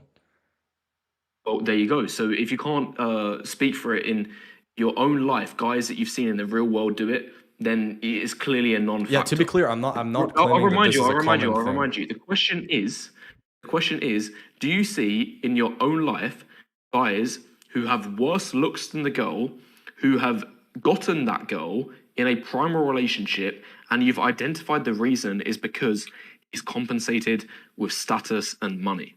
Have you seen those couples? Be honest. Yes, I have, but I can't say I've seen them often. Like I'm not gonna say I Yeah, see this every day. extremely rare. And be honest with this question. What have you seen more of? Those examples, or examples where a guy has gotten here a girl once, who has been above his looks level purely due to luck and timing, Yeah, and the yeah, girl was in the I middle. see the latter more often for sure, but that's also Way because more, way more, yeah, way but more. that's It's not also even because close, bro. I'm around spaces like I'm young, I'm 22, so I'm around people who hook up more than get in relationships. So like the people in my circle, the people that I know, a lot of them aren't in relationships. So I don't have a huge sample size, and I think this is the problem. You tell me that I'm saying, you're arguing this and you're arguing and claiming that. Well, our back and forth seems to be based on like "Oh, I see this. Do you see this?" And it's like, well, it's hard to statistically quantify what we see. This isn't a good sample size. Like going, like we can all just say, "Oh yeah," like you could say, "Wheat Waffles, I go out and I see this particular thing." Someone in my chat can say, "Well, no, I actually see the complete opposite." Like everybody's talking Well, it about what varies they based on the see here. market. It varies based on the market. Like I'm sure if you go to Miami and you looked at some of the couples there, you would see junk guys with premium girls. You would see that. I promise you, if you walked around some of the streets. But the difference is none of these are primal. They're all just pay to play relationships. So they do happen, and it's based on the market that you're in. And it's a matter of fact that if you look at some of the guys who live in these markets, if you ask them what is important, what works, they will have a different scope, and it's all based on what is relevant in that market. And for example, Alex playing with fire, he's very big on status and money.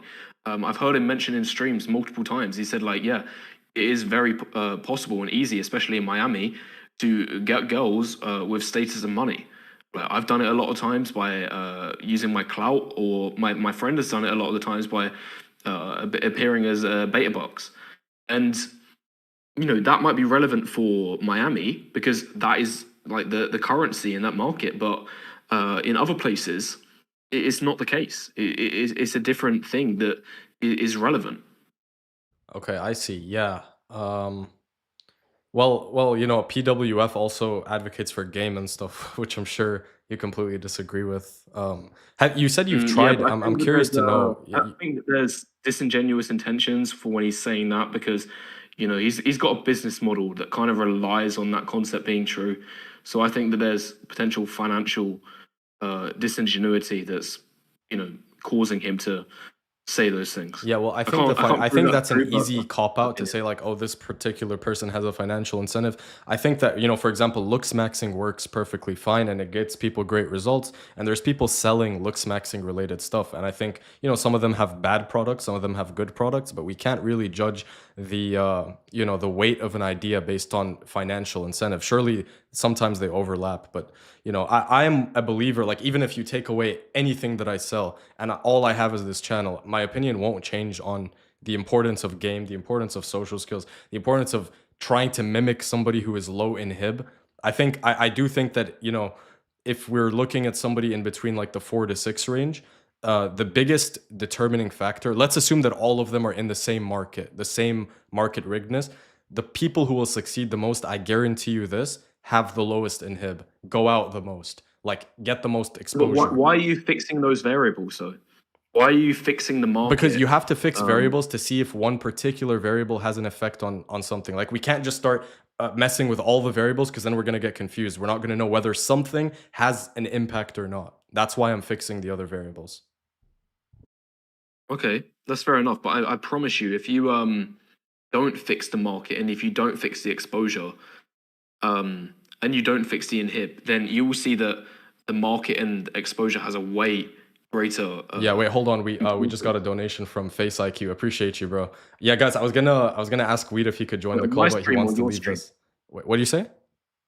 My stream or your stream? My stream, my stream. I'm on my stream right All now. right, okay, awesome. Yeah. Yeah, but go on though. Go on. Sorry to interrupt you. Yeah, so like I thought of an analogy for this. Let's say that there's and this is going like deeper. Like I've just thought of this off the cuff, so I don't know if it's a good analogy yet, but basically, I feel like humans in general, especially in this space, are drawn to think that like game and social skills and pre-selection are really relevant because in terms of how we've evolved, your exposure in terms of how many girls you could talk to was capped at like 1 to 200. Like that would be the most amount of exposure you'd ever have in your life because the communities were so small.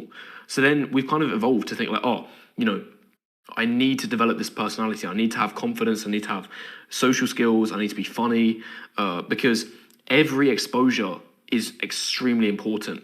We're basically talking about an apple tree where there's one tree and you need to pick the apple and there's going to be low hanging fruit. There's going to be high hanging fruit. And then a lot of the low hanging fruit is already going to be taken. And you can, try to develop your skills to climb up an apple tree and get the fruit at the top. But that's going to take a lot of effort. But that in those times when humans were evolving, that might have been your only choice, because Okay, yeah, yeah, there was okay. only one tree. That's a really good But direction. nowadays we live in a different situation where, in any given city, you've got 5 clubs to go to, you've got 10 bars to go to, or even from a country to country, city by city basis, you've got 100 cities to go to, 100 countries to go to, and you can move to any one of them, and the markets are going to be so much easier. And if you just amplify the exposure by 10x or 100x, then you're going to bump into that low hanging fruit where you can just be like, oh, thank you. That's a really nice apple, and it's on the bottom branch. How easy was that? We don't need to worry about this, like trying to get the best possible situation, because when you find markets in the world where there's literally girls giving away S tier and they're giving the wives away in certain countries, then why are you trying to spend your time, barking up the wrong trees when it's just so difficult? There's no point in it. It's just wasting energy. Sure. Yeah, I actually like the direction you took the conversation there, where you said that, as humans, we're sort of evolved and we're wired to believe that things like confidence and pre-selection and all that stuff is important. And I see, yeah, I've made a community post about this. I see a lot of parallels between, black pill and atheism, for example. Like, there's a lot of people who make arguments for atheism, and they say things like, there's like arguments for the existence of God, and then they'll debunk it and stuff. And the black pill is kind of similar. They want to get like boil down to the truth, right? The hardcore truth about the world. And my question is, would society, like in the case of atheism, and I'm gonna draw the parallel to black pill in a second, would the world be a better place if most people believed in God, or would it be a better place if most people didn't believe in God? Similarly, would the world be a better place if most people had faith, even if this conviction is flawed, even if this faith is unbased, it's not based on anything? Would the world be a better place if people believe that they could do something about their situation, and they can take action to improve their dating lives or whatever? Or would it be better if they subscribe to this Yeah, bro. overarching black pill narrative, which is that, oh, there's nothing you can do, it's all looks? Like, it seems that the theme of the BP, I'm not even talking about the accuracy of the claims, just the theme of it seems to draw people into defeatism and turn them into these passive, weak individuals, these people who don't have any, like, who don't feel like they have any autonomy over their own lives. I feel like that's what it does. So even if we're looking at it purely based on like which one is correct, okay, fine, I could say the black pill is more true than the red pill. But what would be better for people to believe in is my question. Like, what would be better for people to subscribe to give themselves this narrative that, confidence matters, how much exposure I get matters, what I do in my life matters, or that it's just over and my genetics determine everything? So is this basically a Pascal? Is it called Pascal's No, parable? I don't think this is similar to Pascal's wager. This is a different sort of argument I'm trying to make. Pascal's wager is about going to heaven. It's like, if you believe in God but he turns out to be true, you end up in heaven. If you believe in God, he turns out to not be true, you nothing happens. If you don't believe in God and he turns out to be true, you go to hell. So the best thing to do in this case would be to believe in God. But Pascal's wager has a lot of issues, like the existence of multiple religions, for example. But this argument I'm making here is like, what would be better for somebody to internalize, to believe, to like, what would get them better results in their life? Okay, yeah, I understand it. It kind of similar. It kind of sounds similar to Pascal's wager, but I see that there is a slight difference. I would say that what works best for people is whichever maximizes expected value, whatever maximizes the chances that you're going to be able to find your future wife, get the marriage and family that you want, or if you're looking for more short term for the rest of your life, then what maximizes that. And the primal versions of that, not the BS versions of that. That's what I'd say is most irrelevant. And based on my experience, based on what I've seen in the real world, I would say that the BP, well, my version of the BP, not only these pseudoscientific logicians who have zero real world experience, the types that say like, oh, you just need to get a relationship with her, bro, and then you're going to be able to get the girl above your looks match, bro. Like, it doesn't work like that. Like, even though the logic might be sound to say, if you provide security for her and a reason for her to get with you, and you meet in a warm environment, then it's going to be great. Like, based on the real world, I've just not seen that. So, what it comes down to is, I think that guys need to think about what's going to maximize their expected value, what's going to maximize the expected value for getting the future wife, the highest quality version of that future wife, their mental health, their mental well-being, both in the short term and long term, where it's the least rigged.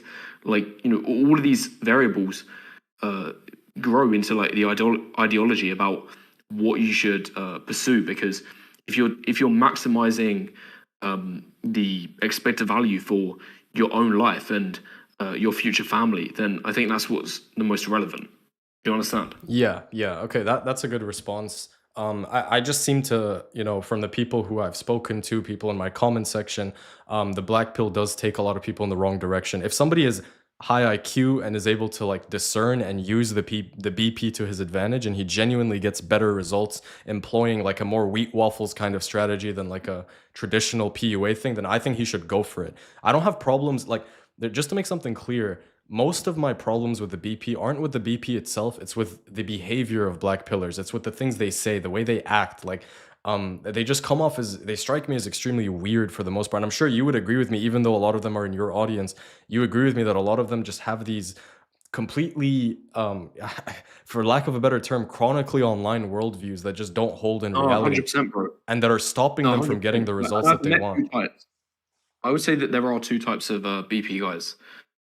There's doers, and then there's chronically onliners. And unfortunately, it seems that there's only like an 80-20 split. That only 20% are doers, and the other 80% are just, raging in the comment sections and coming up with the most convoluted theories about what works and what doesn't. And I'm in the minority. And I've met guys who are similar to me as well, and they're the only people that I make my friends. The only people that I make my friends are EV maximizers and ones that are on the same mission as me. Because, they're in the real world and they're putting in the effort, and they're treating the BP like a thing to follow that translates to actions, rather than just a circle jerk where, you're just coming up with all of these convoluted theories, and they all sound smart and they all sound logical and they all sound high IQ. But in practice, like, you've just spent the last 6 hours writing a essay, or Yeah, that's what you spamming see on on one of the looksmax.org and all Looksmax these forums. other like forums Yeah, and stuff. Looksmax.org and all of these kind of things. Yeah. Like, but how much exposure have you generated in the last 6 hours? How much research have you done into what are the best markets? How much time have you spent booking flights to various markets, seeing how many Tinder matches you get in each market? How many times have you spent looking at the couples in the real world, seeing which phenos that are the same as you, which girls that they are with? Like, that's the kind of thing that I'm doing. I'm looking at actionable steps in order to maximize my EV. And I've made friends out of these guys as well. I could show you them if push came to shove. And, we've had a lot of success. But at the same time, I've seen these other guys who are EV maximizers with regard to being chronically online and raging in the comments and being on looksmax.org. They do no value to their life. And if I'm honest, like, these types of guys sound the worst in terms of mental health, because, like, they're so fixated upon all of these theories. They haven't touched grass. They are just spending all of this time in this circle jerk. And the worst part about it is that a lot of them are actually decent looks. Like, the only out that I would give to these guys who are, spending hours and hours per day in these areas, like, not generating any EV, is when their looks are junk. Like, there's no saving them. And even if they did exposure max, it's just going to ruin their mental health, and it's not even going to be worth it because they're just going to get F tier. Yeah, that leads me to my next question. Regardless of market, what do you think is a looks level to where it would be over for you pretty much no matter what market we put you in? Like, what sort of looks range are we discussing here? Ooh. Because I actually think I don't some know sub actually, fives, like because a guy who is like a 4.5 can actually get some results in an easier market. I truly think it is, even yeah, especially if he's tall. no, yeah, that's true. And I would also throw in an extra point there that JBW, no matter what the looks are, has inherent value in itself, and you're going to get results no matter what your That's looks brutal are. for ethnics And like the me. proof of this, once again, look at the couples. And if you go to Thailand or the Philippines, you're going to see 68-year-old guys with 35-year-old women, local girls, right? That's based. And just the very fact that these guys are 68 and overweight and ugly, and they're still getting girls who are decades younger than them, that highlights that in my point that JBW has value in itself. If you want to debate the primality of the primarily, yeah, you know what I'm trying to say, the primalness of these Yeah. relationships, then that's a different story. Some of them might be play to play. I'm not too sure. I've not been there. But obviously, we've seen online, like from the TikTok videos, the live streams, that these couples do exist. And maybe that's an element of green card maxing as well. Even putting those things aside, we know it's easier in these markets, like just because the competition is way less and the mentality max of the girls is way higher in these places. And I'd find it very hard to believe that there's a number of guys, like it's going to be less than 1% that has worse looks than these 68-year-old JBW guys who are going to the Philippines. So if those guys have done it, then why haven't you yourself? But the problem is that the barriers to entry are really high in terms of making that kind of move, because we're not talking about moving from, North America to Eastern Europe or North America to Argentina, which are quite developed. Like in the Philippines, like the electric works one day, it doesn't the next day. So they're quite far behind in terms of development. And you're going to have to make a lot of sacrifices in other regards. Yeah, yeah, for sure. Sorry, bro. I'm just kind of like in between reading chat and listening to you right now because there's so many. There's like a fake rehab room in my chat, fake IQ, fake aesthetics waiting. So I'm just kind of trying to moderate this stuff. But Okay, well, if they're fake versions, then I would have no problem banning them because that's impersonation, and that's even goes against YouTube's terms. So yeah, yeah, there's just a lot of if people if spamming. yeah, Um, if they're fake versions, it's impersonation, and not only can that like get themselves in trouble, but it can get the original creators in trouble as well. Because right. if it gets reported to YouTube that like Rehab Room made certain comments on your stream, but it was just a fake version, then now Rehab Room's at stake, Of like, course, and they yeah. might put him on the And we chopping don't want block. that because we love rehab. We love rehab here. Sorry. I said we don't want that because we love rehab. But I was gonna ask you, like, so of course you emphasize the importance of looks, but you don't, at least not as far as I'm aware. I've seen a lot of your videos. You don't give specific tailored looks maxing advice, at least not on your channel. So like, does your advice, do you have similar advice to people like Face IQ who advocate for a carnivore diet, or do you have like a completely different outlook on looks and surgery and things like that? Hello. Yo, wait, can you hear me? Oh no. Can you guys hear me? Can the stream hear me? Yo, Wheat Waffles, can you hear me? Oh, it's breaking up a bit. I can hear you fine Can you hear though. me? You can hear me? Okay. Yeah, yeah. Can you hear me right now? Um, sounds being really questionable. Wait, let me check OBS. Hold on. Wait, it seems to be fine now. That was a first clear sentence. Speak Okay. again. Yeah, yeah. My stream says they're fine. So I think the audio issues might be on your end. Okay, maybe my Wi-Fi just bugged out a little bit. Yeah, okay. Um, Yeah, so I was saying like what is your looks maxing advice? Is it in line with like carnivore, face IQ, surgery, raw primal diet, or like do you advocate for a different looks maxing technique? um, I've only watched a few of Face IQ's videos. Not the ones about like carnivore diet. The other ones about like face analysis and stuff like that. But to give my honest opinion. Like, I don't even believe in looksmaxing that much. I think that it's mostly a cope. Really? That's a hot take. Yeah, no, genuinely, and I've even said this. I've said this for years. I've said that your looks maxing journey can only go so far, and even when I've advertised products like looks maxing on my channel, I've said like, and I've even said in the reports. If you check the reports that I've sold to people on my channel, I will say this isn't going to make you a Chad, but you might be able to go up by a point or maybe 1.5 points.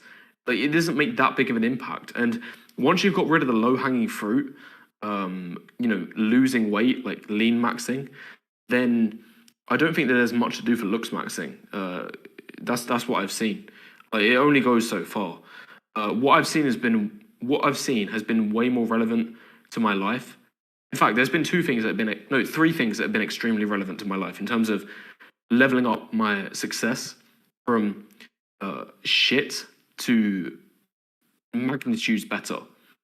And those have been the low-hanging fruit of looks maxing, which a lot of people have already discovered, is going, from submarginal to marginal or marginal to upper marginal. So fixing the obvious things such as getting rid of a crap haircut or style maxing and lowering your body fat percentage. They're like the most relevant ones, like the big things that you can see.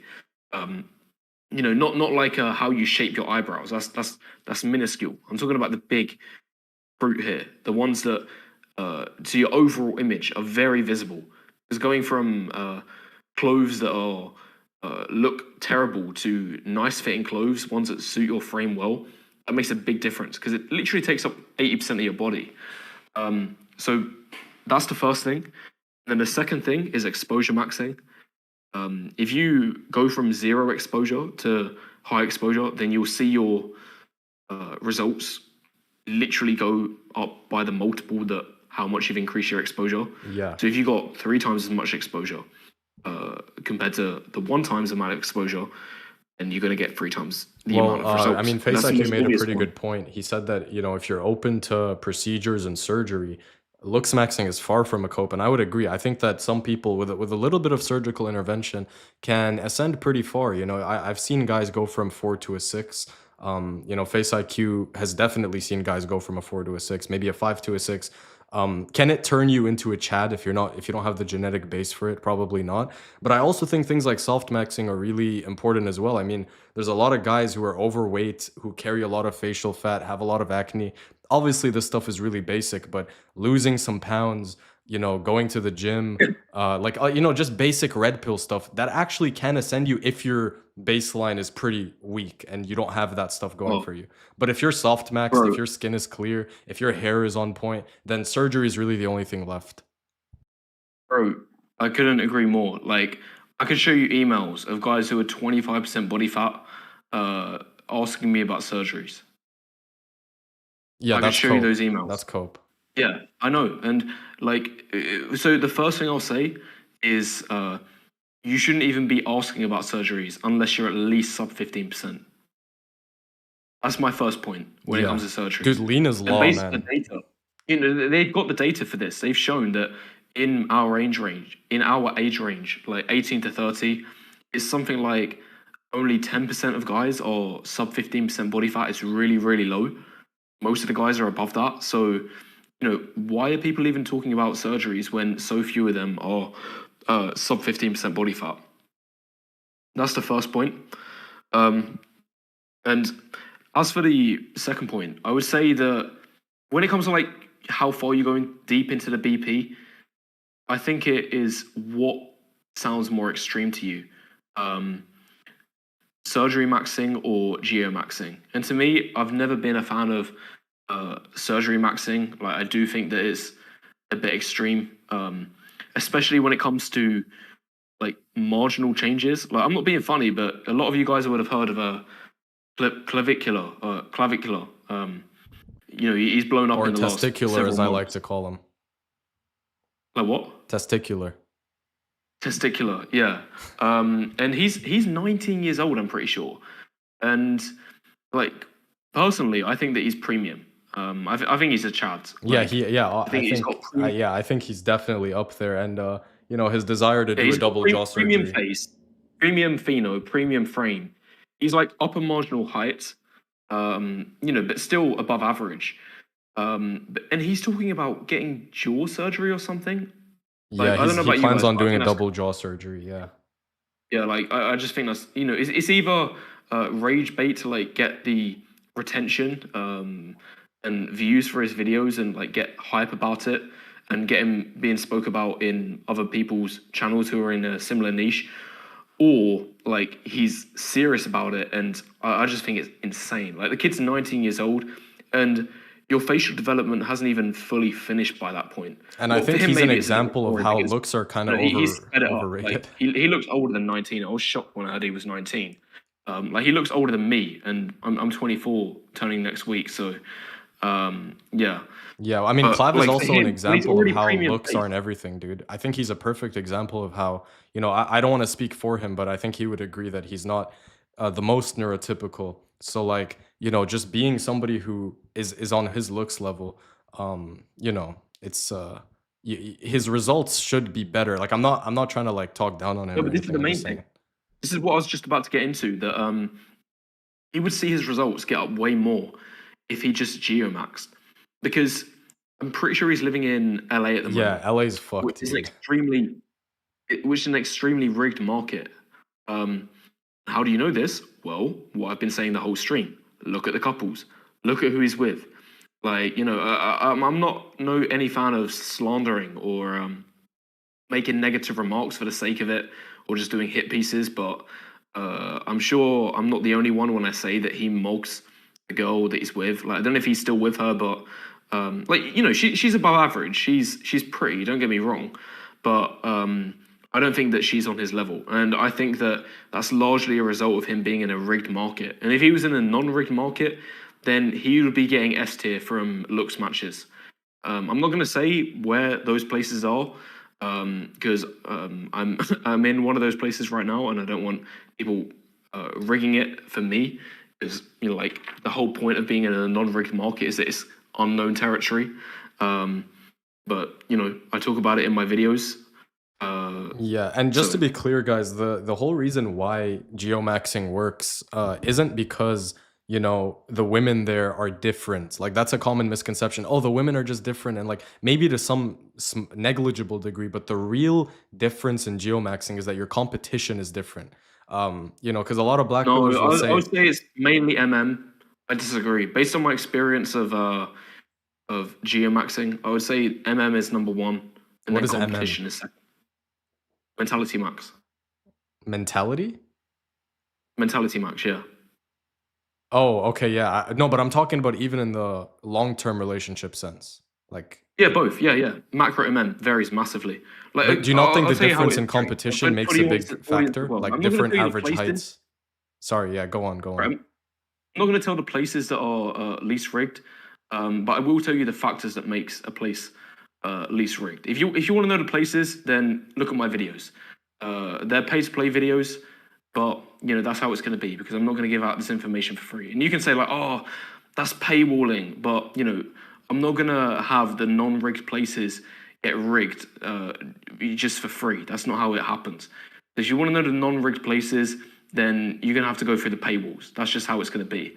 But just to tell you the free version of what makes a rigged place versus a non-rigged place, you got to ask yourself this question: is the place that I'm living in, do the women want careers, or do they want to be wives? That's what you got to ask yourself. And the places that you live are going to highlight that. And in fact, there was data released a few days ago which showed this. And this is why blue state America is way more rigged than red state America.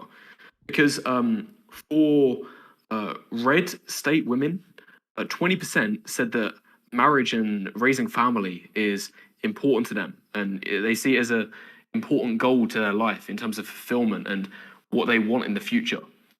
Which is quite low, but that just shows how rigged it is globally, like in the West. But as for blue state women who voted for Kamala Harris in the last election, just 6% said those things were important to their life. And in fact, 50% said that the number one thing that was important to them was career and making money. So that just highlights like, why the blue state areas are so rigged. And Yeah, that's not yeah. even including the health that these women are in, and what the damage that they've done to their bodies. Because I went to Kansas last month, and I didn't see a single woman with tattoos. I went to a football game, and the average woman was quite pretty in this place because no one had tattoos. The young girls were in shape. Like, obviously, obesity is higher in the older demographics, but in terms of the younger girls, the average beauty is very, very high. You're not going to see the same in these left wing areas because the number of women who vape, who smoke, who have tattoos, who are overweight are far, far higher. And that's not even including the fact that they don't want to be wives to begin with. Like, they're only focusing on themselves. What do you think? No, I think that assessment is spot on. Like women who are career oriented, who want to work on themselves, who want to delay the long term relationships, you tend to have more of those kinds of women in blue states, and you tend to have more of those kinds of women in liberal areas, and that probably does explain to a large degree why dating is so rigged in those places. Um, you know, uh, It's not even close. it's yeah, Like, it's saying rigged is an understatement. It's magnitudes more rigged. magnitude's different. Yeah, it's all about the culture of the place and like you said, the mentality Yeah. of the women in that As I particular said, area. do they want to be wives, or do they want careers? That's what you gotta ask yourself. I'm not Yeah, going to hold tell you on. the places. You'll find that out. I list them in my pay to play videos. But if you want to know the short answer that you can figure it out yourself, then you got to ask yourself: do they want to be wives, or do they want careers? Yeah, hold on. We got some. I got some chats that I want to read out. $5 from Ted11. Thank you, brother. In my opinion, the black pill, if not doomeristic, is better. Guys get played, scammed, go into debt, chasing the rainbow versus accepting their cards and going from there.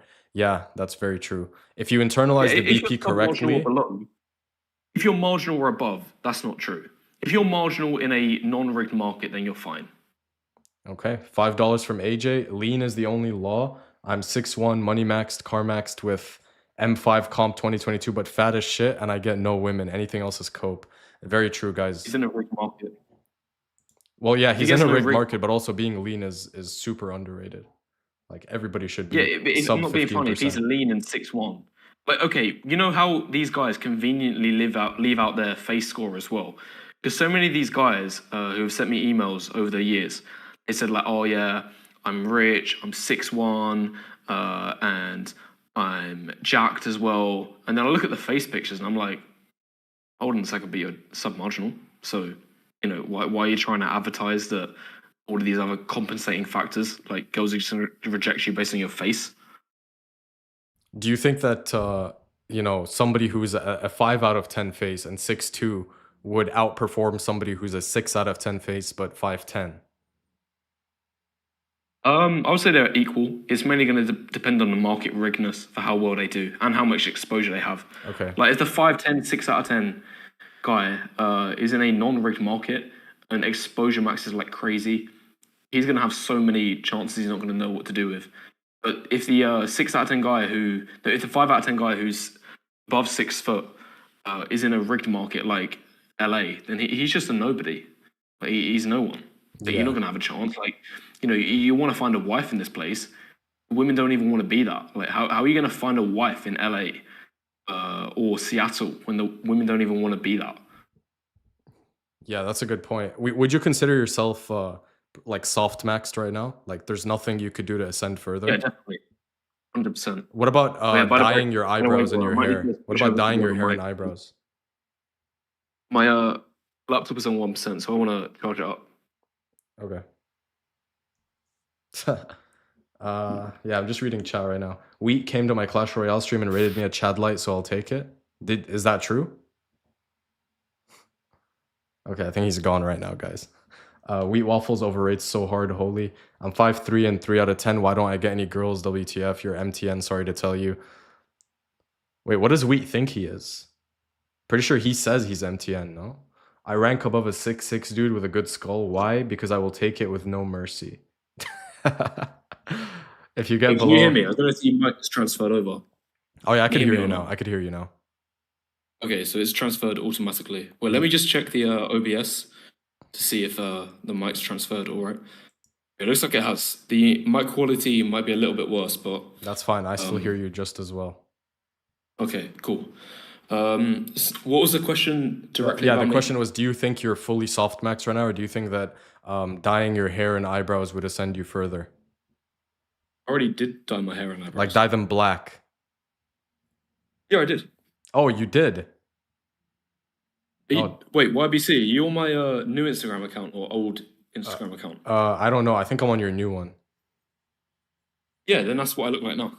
Oh, okay, nice. Yeah, that's see guys, Wheat Waffles is softmax right now. I see that there's some disagreements between you and your viewers about your own looks. Like some people, you would rate yourself a 6 out of 10, but people are saying, oh no, Wheat's a 5, he's an MTN. So do you think that you are correct or your chat is correct? Well, I'm not going to debate these people. They can do whatever they want. But I'm just going to let my looks do the talking. I'm going to let my actions do the talking, and I'm going to let the couple that I end up with is the evidence for that. And you guys can make out of it what you will. Okay, fair enough. Yeah, there you guys go. A question answered. Yeah, I'm just reading the chats right now. I think we had a really good discussion. If there's anything else that you want to like dive into and talk about, I'm down. If not, we could just kind of read chat and just reply to people. Yeah, we can just reach out for a little bit. Yeah, sure. Somebody said, let me see. Oh, yeah, Face IQ said Wheat Waffles is a 5. I have done a full analysis on him. Wait, I've seen. Just give me one comment here from a guy with a non-English name, Okay. non-European name, has said wheat is a 3 out of 10. No ginger is above 5. So whoever sent that comment, please send me your pictures. I'm more than happy to advertise them on the stream right now.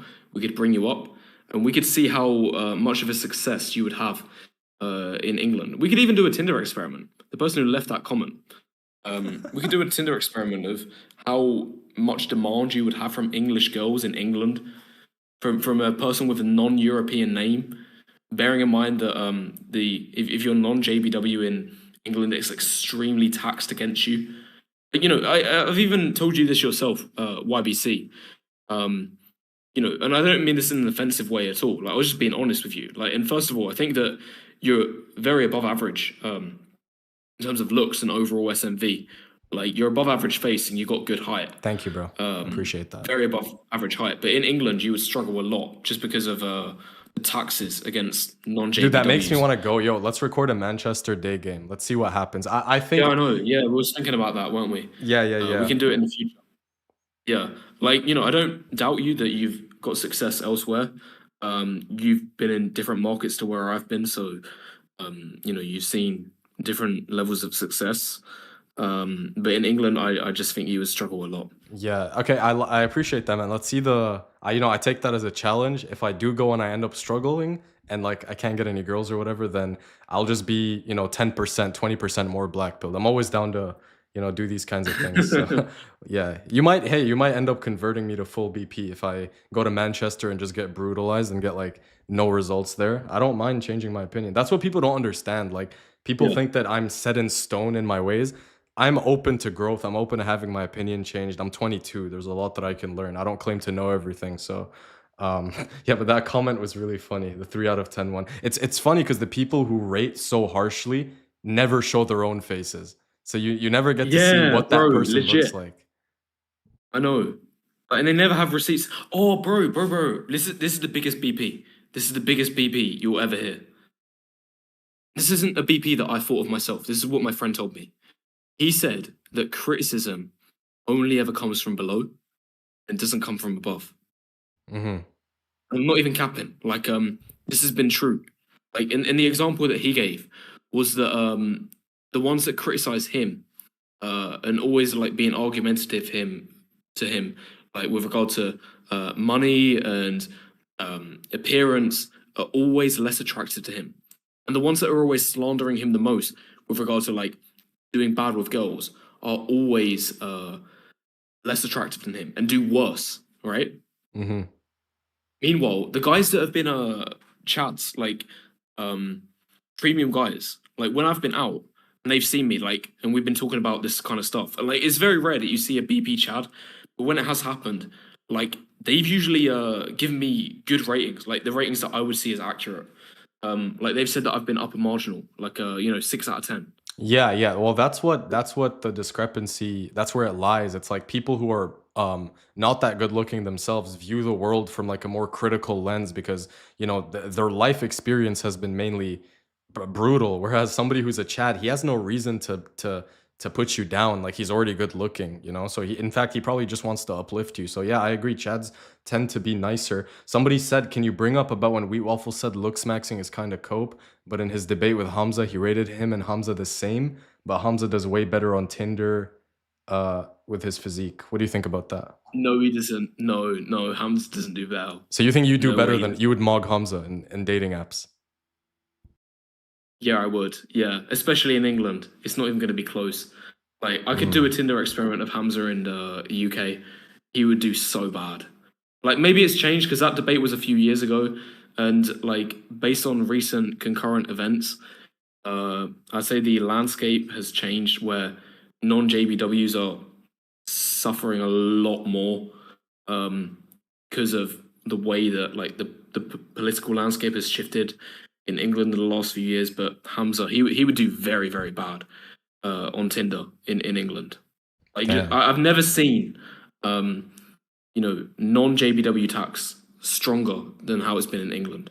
Out of all of the places I've been to, non JBWs suffer the most, Yeah, that's even that's if you're kind of above brutal. But average. I think with Hamza's newfound status and him being a millionaire and everything, I feel like a lot of girls in the UK would recognize him. So maybe that would give him an edge. I don't know. No, that would only give him PW, man.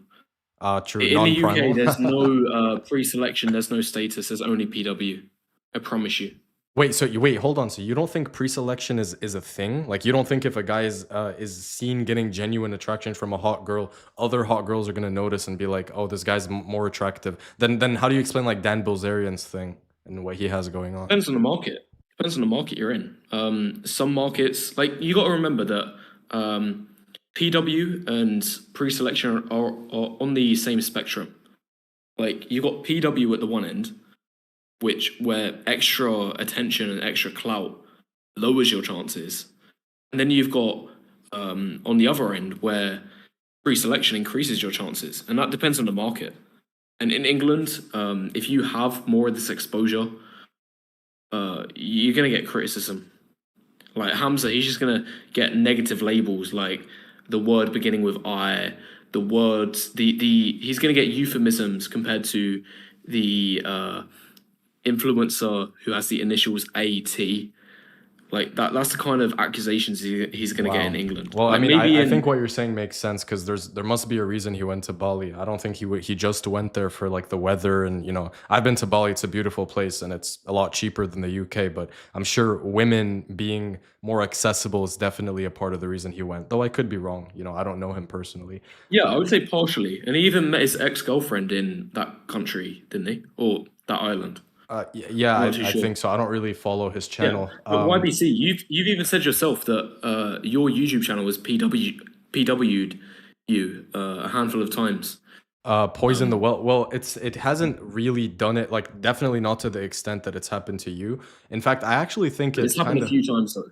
yeah, well, it's happened like a couple times, but not really to a point where I couldn't recover from it. It's like the thing about it is like when women find out that I have a channel like this, at first they're like, "Oh, that's kind of weird" or whatever, but it doesn't really affect how I get treated. It doesn't affect like whether I'm able to pull them or not. I feel like it's just you don't like my channel, whatever, like who cares? It's not the Okay, case yeah. that Then like they find that's out about my fortunate for channel you. and then they try to like sabotage me and then there's guys like throwing stuff at me, throwing bottles, like that never happens.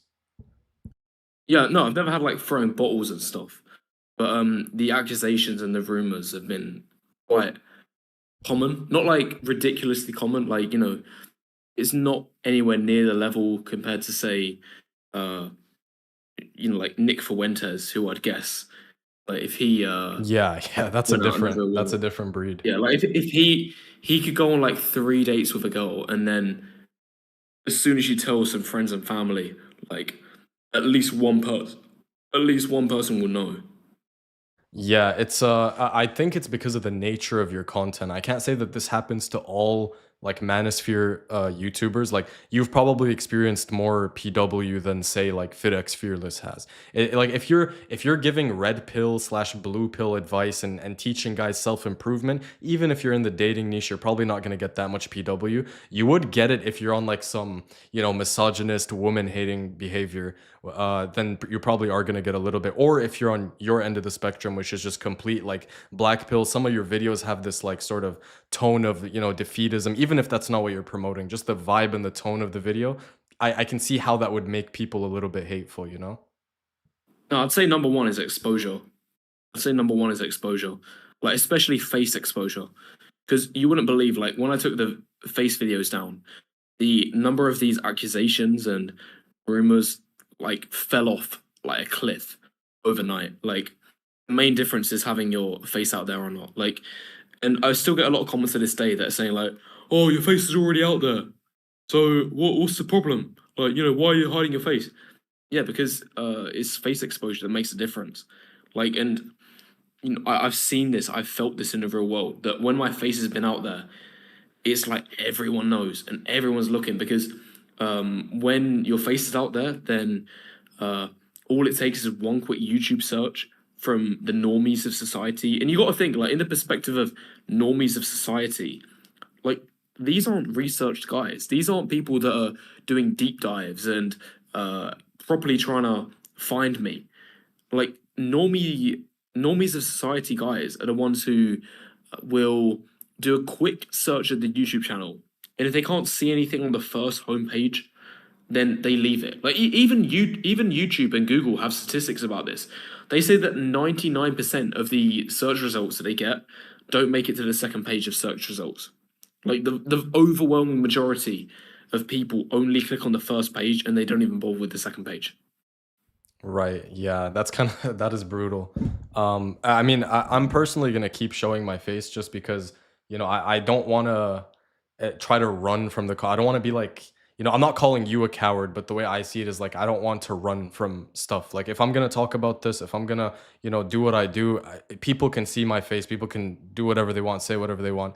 I think I'm prepared to handle that. If it comes with some negatives, it is what it is. But that's why, like, I don't mind doing faceless videos. My audience actually prefer faceless content, but I also don't want to completely hide my face. Because so far, at least, the well hasn't been poisoned to the degree where I'd be like, okay, dude, yeah, this is so bad. Like, my family is being threatened or anything. If it got to that point, I would stop, of course. But yeah. Yeah, that makes sense. And to be honest, I think that face videos are no, faceless videos are better. Just appeal to a wider range of phenos. Like you wouldn't believe, but um viewers, like the members of YouTube and most platforms are so biased towards pheno that they only want to watch people with the same pheno as them. Like, and I only know this is true because when I've got orders from customers, if scams are offered a, not offered a video, but advertise me like in passing on his channel, then the next day, like I would just have a bunch of orders come through from, names that sound like the similar pheno to him, and this is the same with Darius M. Like I'm not if you know him, but he's another Oh, yeah. Yeah. MGTOW YouTuber in the channel, right? RP space, and his whole audience, like the vast majority of it, is the same pheno as him. Same went for Kevin Samuels. Like people mainly watch the people that are the same pheno as them. That's just what I've seen. Yeah, interesting. I don't think that's the case for me. I feel like a lot of my audience are actually white Christians, and like they're completely different pheno to me. I think my own pheno would be a minority of my audience, though. I haven't seen everybody who watches me's face, but like from what I've seen, that seems to be the case. Yeah, but you're not like a distinct pheno. Yeah, I come off as Like mixed. That's probably why. yeah, I would say that's the main reason. But if you were same pheno as Darius M, then I think it would be a different story because I feel like you relate to a lot of Caucasian guys still because you're close enough in terms of pheno that it's not so far removed. But if you was Right. Darius M, then I think it would be a different story. Yeah, yeah, I agree. I think a lot of like the black red pill YouTubers like AMS, Darius, MJ Get Right, FitX Fearless, most of their audience tend to be like ethnic males. That's a pretty accurate assessment. Face IQ thoughts on JBW. Face IQ isn't in the call, bro. Maybe he can tell you in chat though. Let's see, what is everyone else saying? Connor Murphy, majority audience is Italian. Yeah, we're not getting too many questions here. I don't know if there are any questions on your end. You could tell me. I'll have a quick look. Yeah, obviously I get some viewers who are not the same pheno who watch me. It's actually quite a big chunk. I would say before I started showing my face that it was more mixed, but then once you show that you're a given pheno, then just subconsciously the people that aren't the same pheno as you end up falling off. It's just natural. That's just how it is. Do you lighten your skin, YBC? No, I don't, dude. Do I look like Zendaya to you? How do you rate face? I think Wheat Waffles has a different way of rating faces than Face IQ does. Yeah, that's the thing about face ratings. We can talk about this as well. They seem to be relatively subjective based on who you ask. Like if I ask you, Wheat Waffles, what you would rate me, I think you have told me that I'm around a 6, whereas Face IQ would probably say something like 5.5 or 5.25. So, Yeah, you this is have why to I don't really like. study what the scale is, like what scale that person is using and what they mean by the number that they're giving out. Yeah, this is why I don't like face ratings anymore. Like even though I've made over $250,000 from selling the ratings, I just think it's a bit of a stupid system. Because everyone, to put it simply, everyone has a different scale. One person's 7 is another person's 5, and I've looked at Face IQ's system, and it seems to be so narrow. Like to a new viewer, everyone seems to be given the same rating, like in this marginal sort of range. Like a 4.5 sounds really, really close to a 5.5. In his scale, like obviously there's quite a big difference between the two.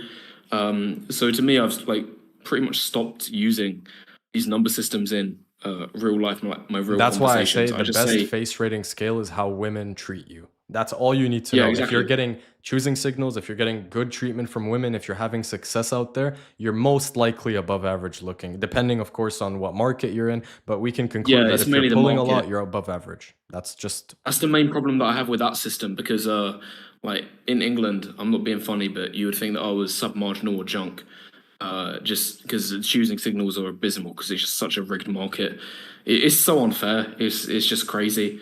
And even like a girl equivalent to me who's the same pheno but 2 points worse, like has it easier. And you know this is true because you look at the couples and you look at how much easier like the girls are the same pheno who are way worse looks than you get it. But when you're in other markets, then all of a sudden the tables have turned, and now you're the one in the driver's seat. So, like, basically, the way that I've just started describing it is that you're either junk, marginal, or premium. And if you really want to like get picky about it, then you can add 2 sub tiers. It's upper marginal and sub marginal. And I would say that me and you are both in the upper marginal range. And I would say Face IQ, he's very, very close to premium. He's he's easily upper marginal, but he's close to premium because he's got the premium pheno and he's got the premium height. And his face is definitely upper marginal. So as a whole, he's close to premium. yeah, I would Um, agree with that. I think Face IQ Clavicular mogs is pretty much premium. everywhere. Yeah, clavicular is premium. Who else in the space? Oscar Patel, he's marginal because the height and pheno like really, really hurts him. Jester Patel. His face is upper marginal, I'd say, but like his pheno and height and frame as well. His frame is really, really bad. Like, he's just way too skinny. Like in photos, it looks okay, but I promise you, this guy is not above 65 kg, and at 5'8", that's just gonna really, really hurt your Dude, chances we should because assemble everybody in the Looksmax space, everybody in the PUA space, and go to war with each other. Like, get Oscar Patel, Face we do. IQ, Clav, you, me, and then we get like, Name who are more. some PUAs right now who are popping off? I don't know. Baby Stickley. Baby Stickley's premium. He's premium face.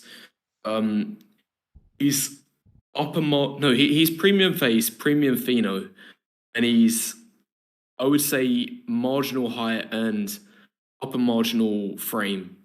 But just because of the base and pheno alone, he's premium. Like, but his height is marginal, and his the frame is upper marginal. Like, he's not big enough. Like, he's just too.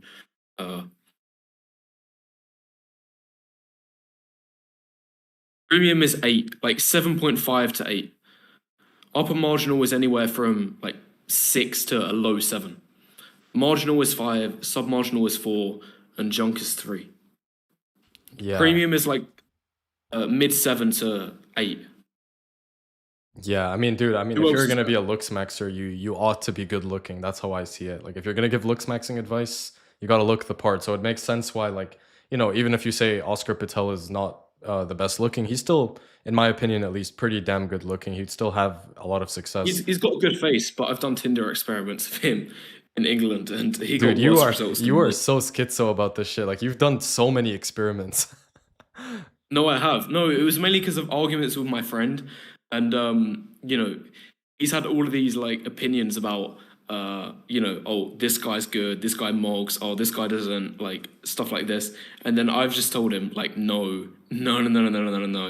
Like, and I'll prove this to you. We'll do a Tinder experiment of him in this location, and I promise you he's gonna do crap.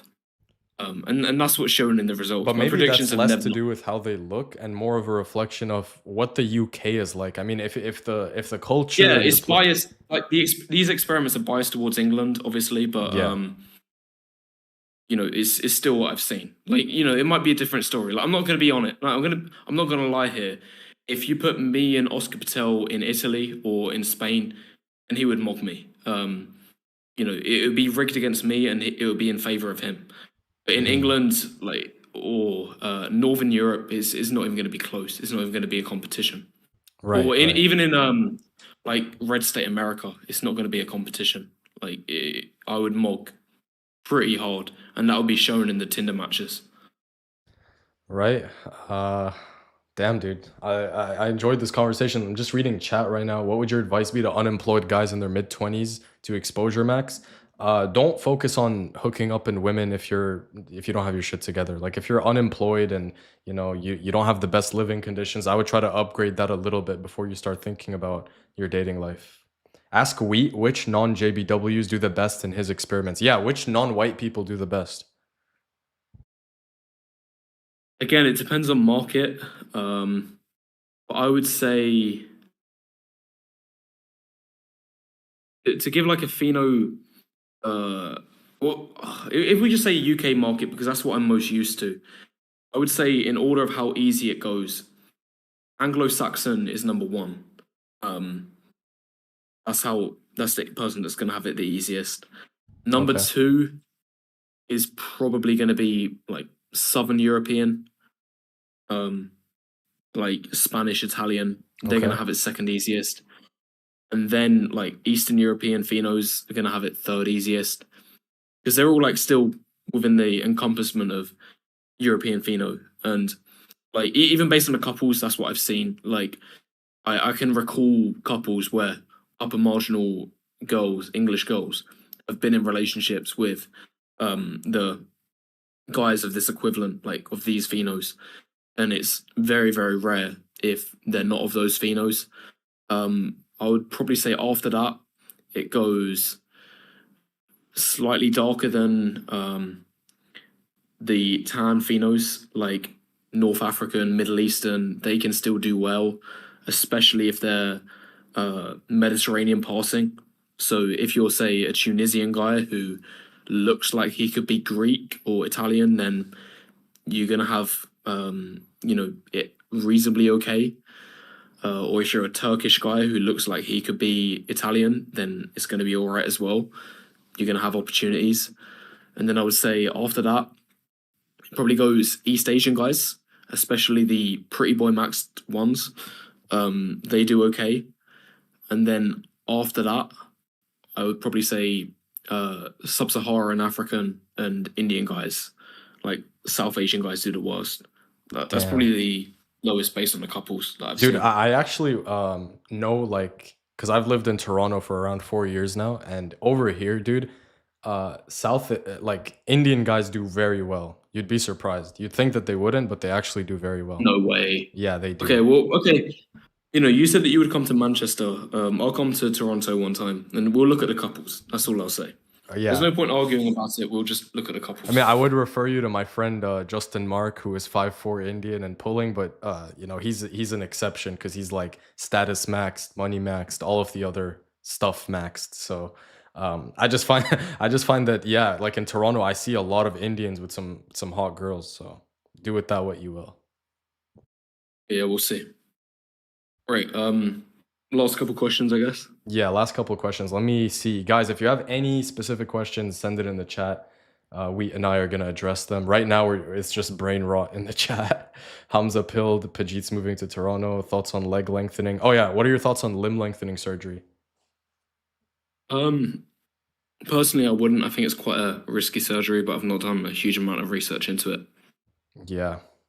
I think I talked about limb lengthening with Face IQ, and it's like if you're close to having premium height, as you would call it, then it's not the ROI isn't worth it. But if you're like 5'4" and you do limb lengthening, um, I think there is some ROI there. Obviously, you're kind of breaking your legs, so you can't walk for like a year. But you have to ask yourself, is that suffering worth it to get better results in the dating market? Each person's going to have a different take on that. Some are going to say it's absolutely worth it. Some are going to say absolutely not.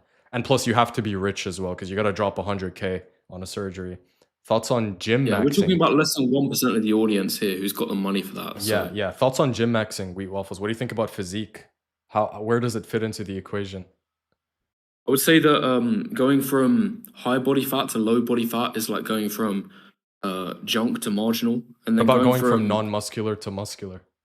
Yeah, going from non-muscular to muscular is like going from marginal to premium. But the gap from junk to marginal is always bigger than the gap from marginal to premium.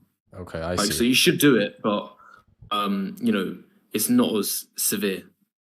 Yeah, but that's still a pretty optimistic take. I would have thought you would say the results from maxing out your physique are negligible. Like they're not going to make that big of a difference compared to your face and your height. It does make a difference. No, it does make a difference. Okay, that's I'm good. looking at some of the jacked 5'10" guys, and they do well. I'm looking at the couples. I'm glad you said that, actually. I think if you're jacked at 5'10", you're getting a lot of looks. Yeah, that's true. I think that face, we can all agree face matters more. But if you combine height and physique, like combine it as a package, I think it matters just as much as face. Maybe slightly less, but there's definitely huge improvements to be made. I think face is always important. Like in order to have good chances, you've got to be at least marginal face, I think. Yeah, that's true. Face is like it's like the minimum threshold. Once you pass the face threshold, everything else becomes a bonus. So if you have a decent enough face, your height becomes a halo, your pheno becomes a halo, your physique becomes a halo. But if your face is below a certain threshold, then no matter what you do, it's pretty futile. Yeah, what it comes down to is that just in all aspects of life, you can never afford junk. Junk is not acceptable in any scenario ever, full stop. You can't be junk face. You can't be junk height. And junk height is like 5'5". You can't be junk physique, like obese. You can't afford it. It's too expensive. You can't be junk in terms of your earnings. And obviously, like that's kind of rigged because minimum wages are quite high in a lot of Western societies. So like a lot of the time, your wages are going to be at least submarginal. Like junk wages are going to be homeless. But just in all aspects of life, you can never be junk. Like you want to be marginal in everything at least. Yeah, very true, very true. What do you guys think about gym maxing? We already talked about that. What do you do if your face is puffy at low body fat? Ask Face IQ. How can you be an expert on women if you haven't actually been a womanizer? Weedy boy has less than 10 Okay, I'm not gonna address this comment. It's just a hate comment. Screw height and muscles. What about jelk maxing? What? Dude, most of these chats are trolls, man. You guys are trolling. Okay, if it's all like just getting troll now, then like let's just end the stream. All right, bro, I'm done. Yeah, thank you guys for tuning in. Questions. Yeah, it's been a good stream. Yeah, been a great stream. We might do some more. Who knows? Wheat Waffles and I definitely might do the IRL collab where we start day gaming. We'll keep in touch behind the scenes, and yeah, man, thank you for this collab. Appreciate you. Really good discussion. Yeah, awesome, man. It's good to finally get into contact like this. All right, bro. Yeah, we'll talk soon then. I'll end the stream now. All right, see you. See Bye. you.